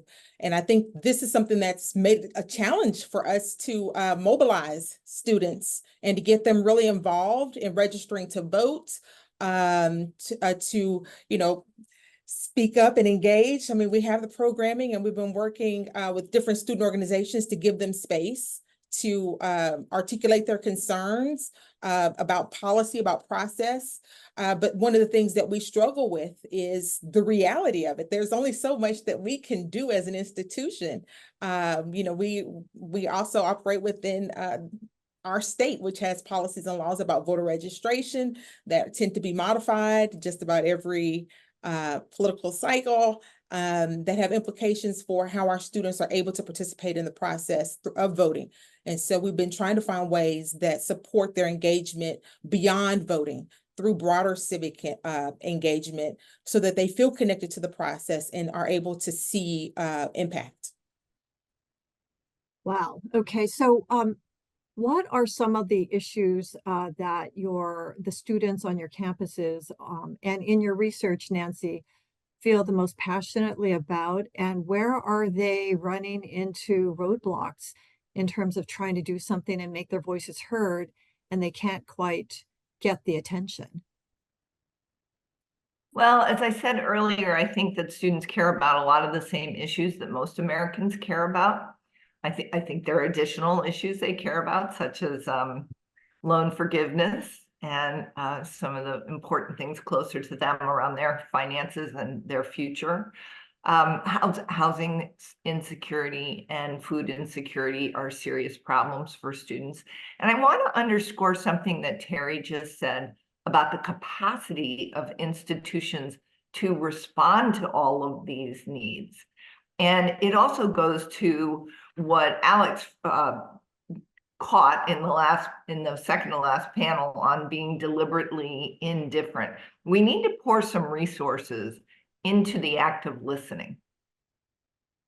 And we need to listen to our students. And, I was hearing that devastating panel earlier on some of the horrible harassment that's going on. And I just wanted to suggest, what if we had campus-wide conversations with students about what kind of place do you want to go to school in? What would it look like? What would the values be? What would happen if students stood up and said, not in our backyard are we going to tolerate this kind of indecency and harassment and threats and this lack of humanity that was identified. So I think we need to take a lot of time to listen. I think we need to empower students. And by that, I'd also go back to something that Terry said about giving students opportunities to learn to be leaders and to learn the levers of social change and to learn to be community organizers and activists. Those are really important features that campuses can support.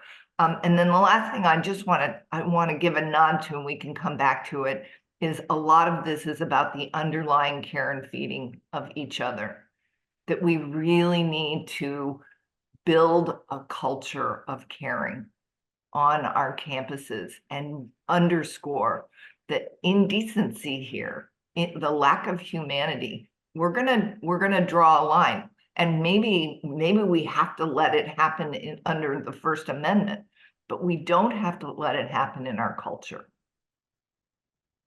Right. Well, I mean, let's talk about what campuses can do in order to change the climate. I know, Nancy, that in your study you found many outliers, campuses whose where students voted at higher than predicted rates. Can you talk about some of those campuses, what they did to really engage students, and what are lessons that the rest of our audience can take away from that? Sure. I could give you a lot of examples, so I'll try to just zero in on one of my favorites. There is a campus that has a center for public deliberation. And what I mean by that is they have a local community center for public problem solving.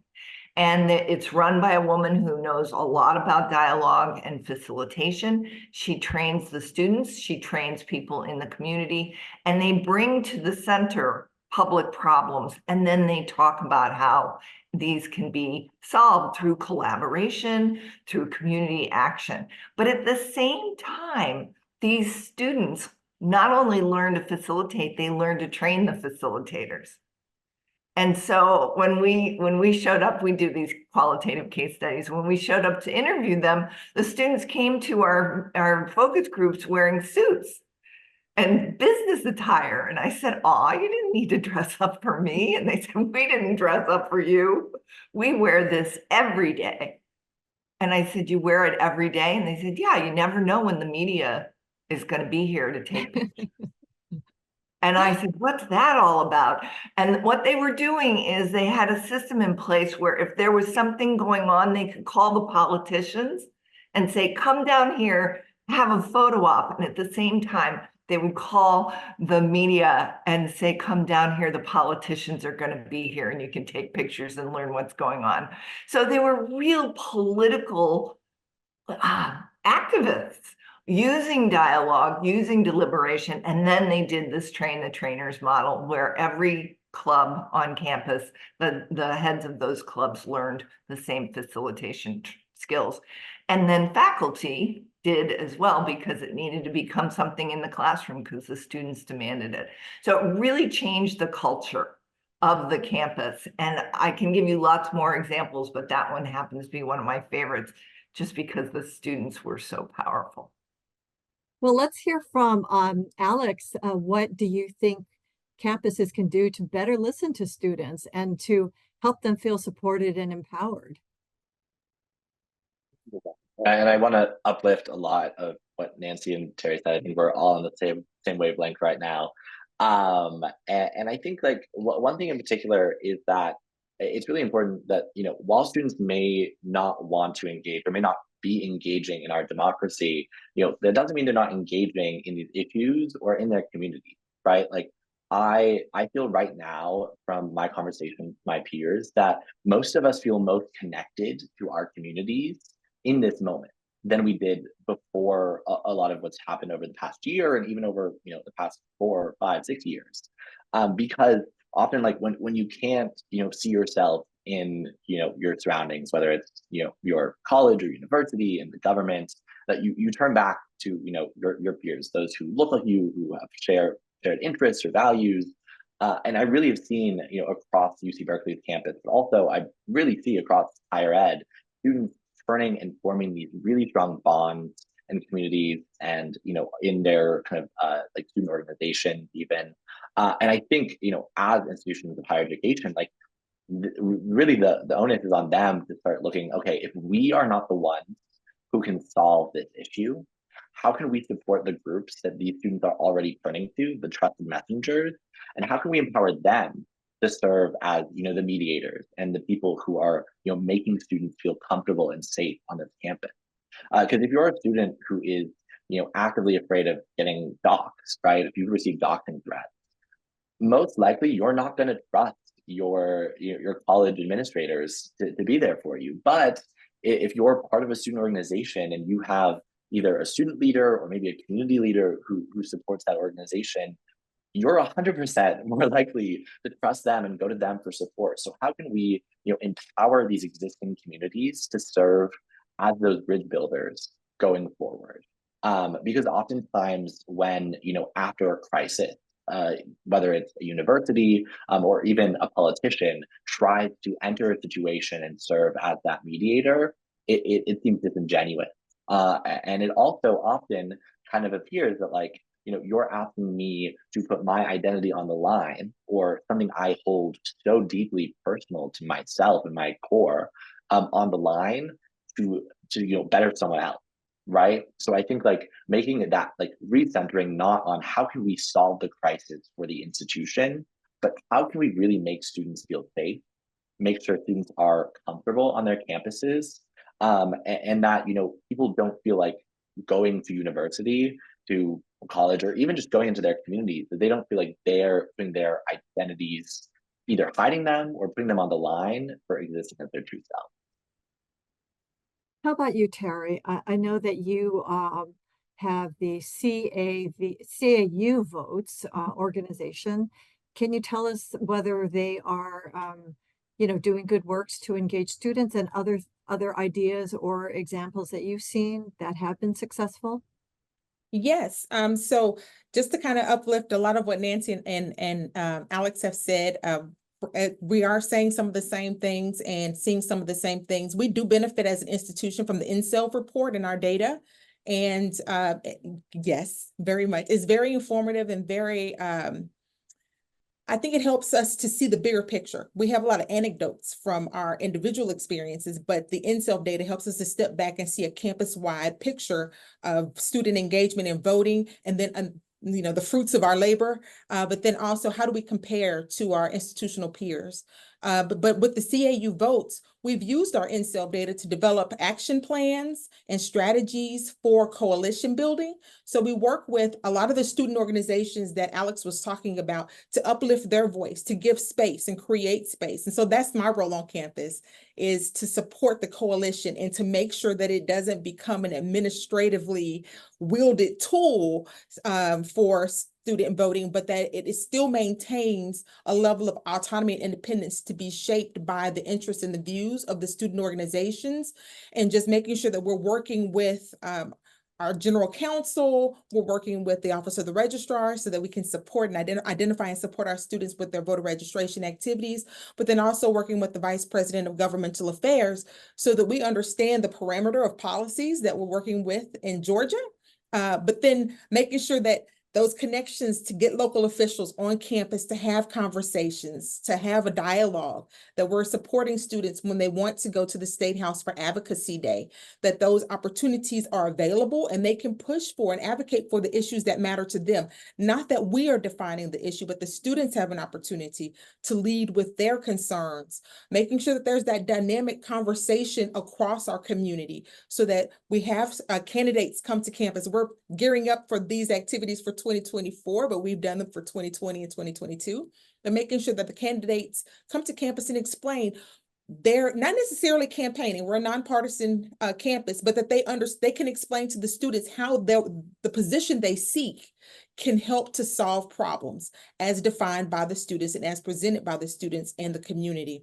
And so it's really creating space and facilitating a robust dialogue, but it doesn't always look like voter engagement. And so it might look like advocacy. It may look like conversations, accountability, and making sure that students understand that all of that is valuable. All of that is central to supporting democracy, and is a part of expressing their political will, their democratic desires. And so, so that's a lot of what CAU Votes does on our campus and more. You know, it depends on what how the students kind of push and advocate. We try to remain responsive. Well, we're going to go to questions from all of you very quickly. So get your ideas or questions and send them in. But I wanted to just ask one more question. Nancy, going back to that stunning data point that you put out about, 47 or 48% of young people really don't care if they live in a democracy or a dictatorship. I'm just wondering if the three of you can address this idea that that our democracy is endangered right now, and what can campuses, student leaders, administrators, campus staff members do to help create a stronger connection between voting and, democratic engagement.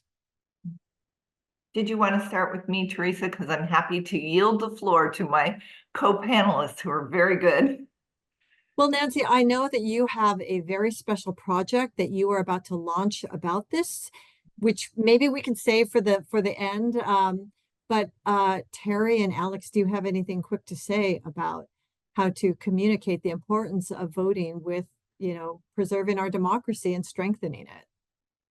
I think for many of the historically Black colleges and universities, we've talked among those of us who are in the civic engagement spaces have talked among ourselves about the need to shift the narrative, and that how leaning into a civil rights tradition, it's very powerful, but it doesn't resonate with the current student voters because that's not necessarily the context from which they're coming or their parents are coming from. The parents are coming or came of age during war on drugs. The AIDS epidemic was at a rise and at an increase. There was a level of partisanship, inflation, all of these things that this current generation is being confronted with. Many of their parents, they were issues when their parents were coming of age as voters. And so there's not this long tradition of government has helped to solve large issues. Now, there have been successes at the community level and maybe even at the personal level where we've seen government show up. But to lean into a civil rights tradition, that's not necessarily speaking to their now.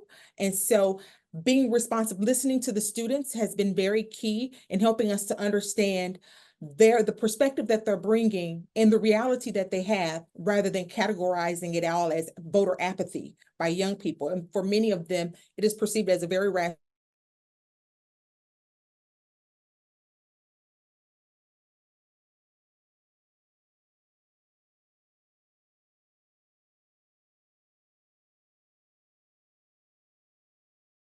I think we lost your sound.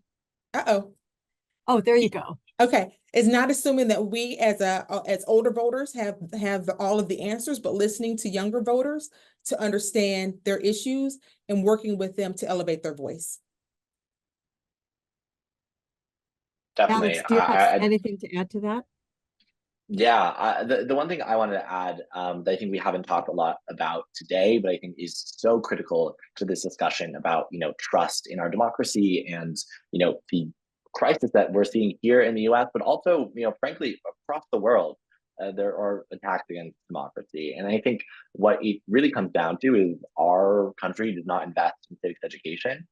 And that is frankly a large part of why we see, generations of people who don't understand why it's important that we live in a democracy, and why it is something that is worth fighting for and is worth doing voting, but also all the other forms of civic engagement that exist, right? And I think a lot of young people are realizing that those other forms of civic engagement are there. They're leading protests, they're sending letters to elected officials, they're going to city council meetings, and I think what we really need to focus on is how can we across the country, first of all, increase K through 12 civics education, but then also, how do we connect that into higher ed and ensure that, campuses are actively engaging students in civics through work like Terry was talking about, with kind of like the voting coalitions, and with dialogue on campus, and really trying to see how recentering, students into this conversation can really change the conversation around democracy.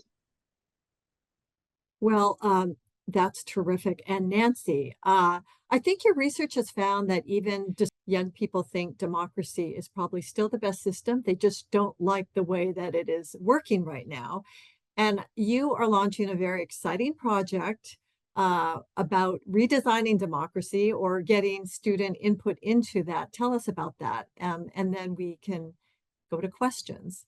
Sure.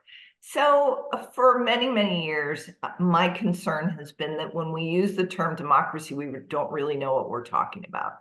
That it's big, it's amorphous, it's pie in the sky, it's got all sorts of adjectives that go with it. But where are the opportunities for people to actually sit down and say, what would our democracy look like if it were the way I want it? And so what we're going to be doing with it at AAC&U is we're actually launching a listening tour.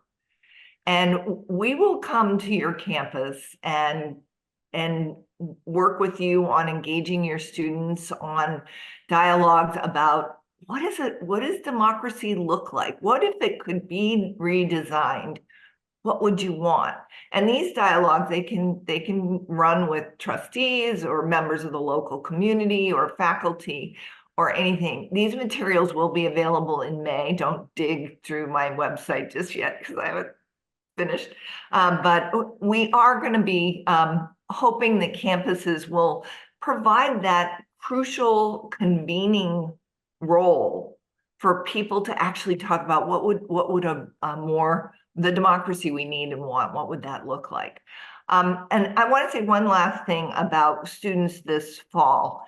I do think we need some serious elevation in education around the current threats to democracy.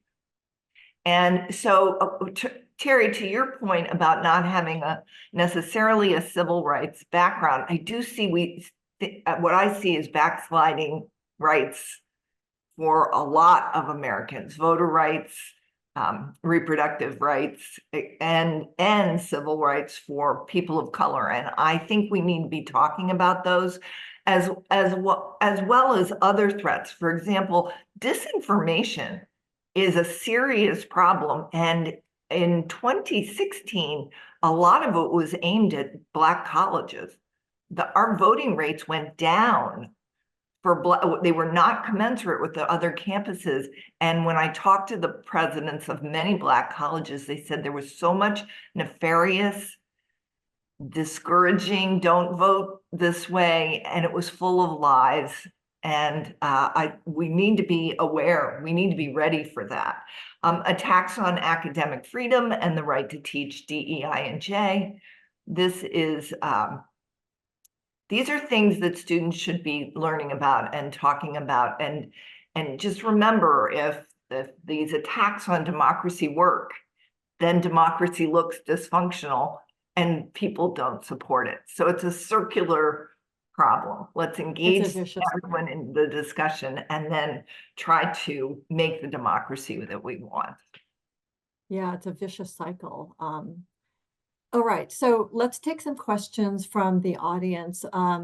One of them is, can one of you address, or some of you address, where young voters are getting the information they need to vote as an informed voter? Alex, do you have a sense, or the rest of you who've done research, where are they getting their information and how accurate is it? Yeah, I think the very obvious answer is a lot of young people are learning about our elections from social media. And I think there are many pros and many cons to that. And I think it's one of those things that we have to recognize that we're living with it. So we have to figure out how to engage better with it, especially as people who are, supporting democracy and are fighting for increased, access and student turnout. We need to work on how to better utilize existing digital tools, because I promise you, if I'm a student and I get the massive like ballot information guide and I have homework to do, I'm probably not going to read the ballot information guide, to be honest.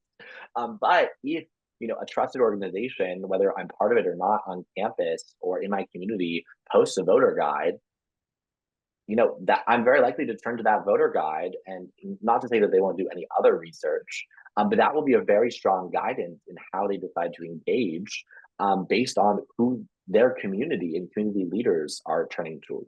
So I think like that mixture of social media as a tool, whereas Nancy was just talking about, there is disinformation, there is misinformation online, but there's also a lot of really positive that students didn't always used to have, right? Like having at the touch of on your phone the ability to access news and articles and tweets and be able to understand that this politician said or did this, like that's an incredible resource that young people have that didn't always used to be that accessible.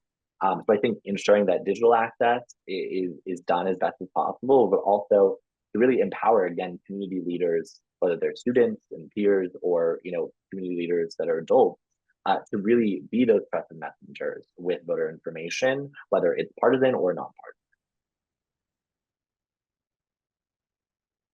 I was going to say, I agree with Alex in terms of social media has been the go-to space for students, but to his point, I think there is an opportunity for us to harness it for good in terms of sharing high quality information or working with students to be able to discern, develop those critical thinking skills about discerning fact from fiction, to know how to gain background information to verify the information as true or accurate. To Nancy's point, there is a lot of misinformation that is flooded to our students, particularly on HBCU campuses. Our campuses are open, so many of them, and so people do walk on and pass out flyers and give us wrong dates, wrong voting locations, and try to discourage student voting in some nefarious ways. And so it is imperative that we recognize the threat and that we mobilize effectively, not in a defensive way only, but also in an offensive way, so that it can be a prospective, encouraging, engaging, uplifting message about democratic participation, and not that it's seen as a defensive maneuver just to stave off a threat, but it's seen as a way of helping to shape the future in the way that you would want it to be in terms of reflecting your issues and your concerns. And so that's something that we've been trying to work with our faculty in terms of developing course modules that are within their classes that have links, so that students, as they're engaging with their course material, can also go to trusted sites from policy centers that are nonpartisan or that are helping to break down and demystify some issues that we know our students care about, providing perspective to students about what's going on in the world and how it can impact their local realities. Because to Alex's point, many of our students are now very hyper-focused on building connections to community and what's happening in their slice of the world. And so So just making sure that our faculty feel empowered and have the resources and tools to support students, even if that's not the subject that they teach, but then also making sure that student organizations feel empowered and have access to information to feed to their student members through their social media sites. Nancy, did you have anything to add on that? Not really. I mean, Alex and Terry kind of nailed it. I just, that one point I would make is that there's a difference between the mechanics of voting and talking about what's at stake. And so the mechanics of voting, that shouldn't be that hard to make sure everybody knows what date, what deadlines, where to, and how to fill out this. But what's really important is that students talk about what's at stake. And that can be done from a bipartisan perspective. But I thought what Alex and Terry said were just perfect. Well, speaking of the bipartisan perspective, we do have a question from the audience. How much is the predicament that this country is in is aided or caused by our two-party system? Alex, you're smiling and nodding there. Isn't that the question? Yeah, I mean, I think a lot of what we've been seeing with young people is dissatisfaction with status quo.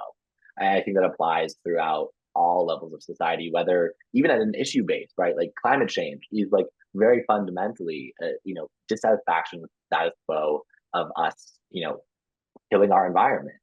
And I think when we look at our democracy and especially our two-party system, there is a lot of disconnect between lifetime politicians and young people, in particular, young people of color, young queer people, people who don't see themselves in our government that is increasingly old and increasingly white, and trying to see how within the two-party system, there are plenty of changes that can be made.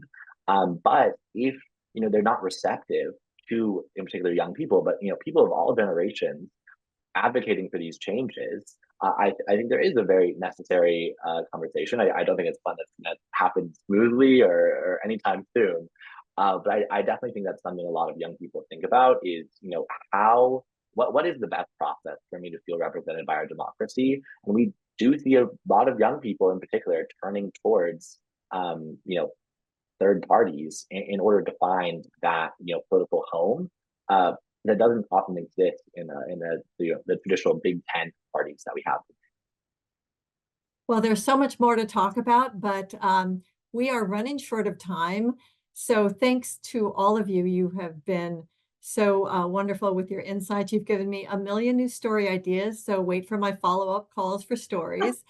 And turning it back to Michelle.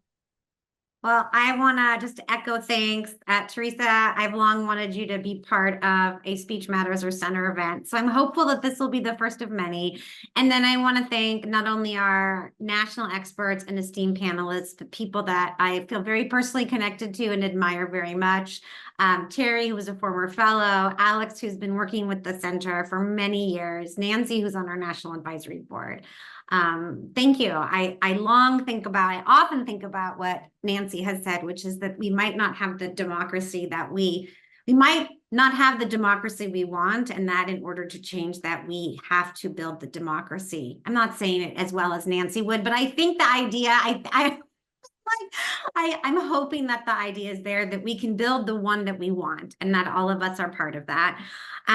So I extend my thanks to you. I want to share a couple of other thanks to other people before everybody drops off. And that is to my amazing center colleagues, Brenda Pitcher and Melanie Zement, whose tireless, and I mean tireless efforts, make sure that every detail is accounted for and ensure that the center can do all of the impactful work that we do day in and day out. To the Glenn Echo Group, a creative force whose team helps us look sound and be our best. I want to recognize our National Advisory Board members and our Academic Advisory Board members and all the voicers and fellows who are part of the center community and whose support is critical to our success. In one of my favorite stories, Alice in Wonderland, the white rabbit at one point puts on his spectacles and says to the king, "Where shall I begin, please your majesty?" And the king responds, "Begin at the beginning and go on till you come to the end and then stop."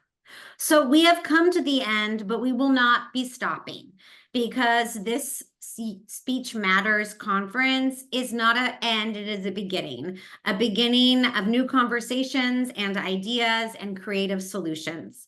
Please make sure you spend some time on our website looking at what is now copious amounts of resources and research we have compiled over the years that are available to everybody. If you missed the last episode of our podcast, also called Speech Matters, check it out. It featured Jim Grossman, the head of the American Historical Association. Our April episode will focus on what is happening to DEI offices and programs across the U.S. We'll be talking with Paulette Granberry Russell, the president of the National Association of Diversity Officers in Higher Education. I hope you have a good rest of your week, rest of your semester, and that we see one another soon. Thank you so much.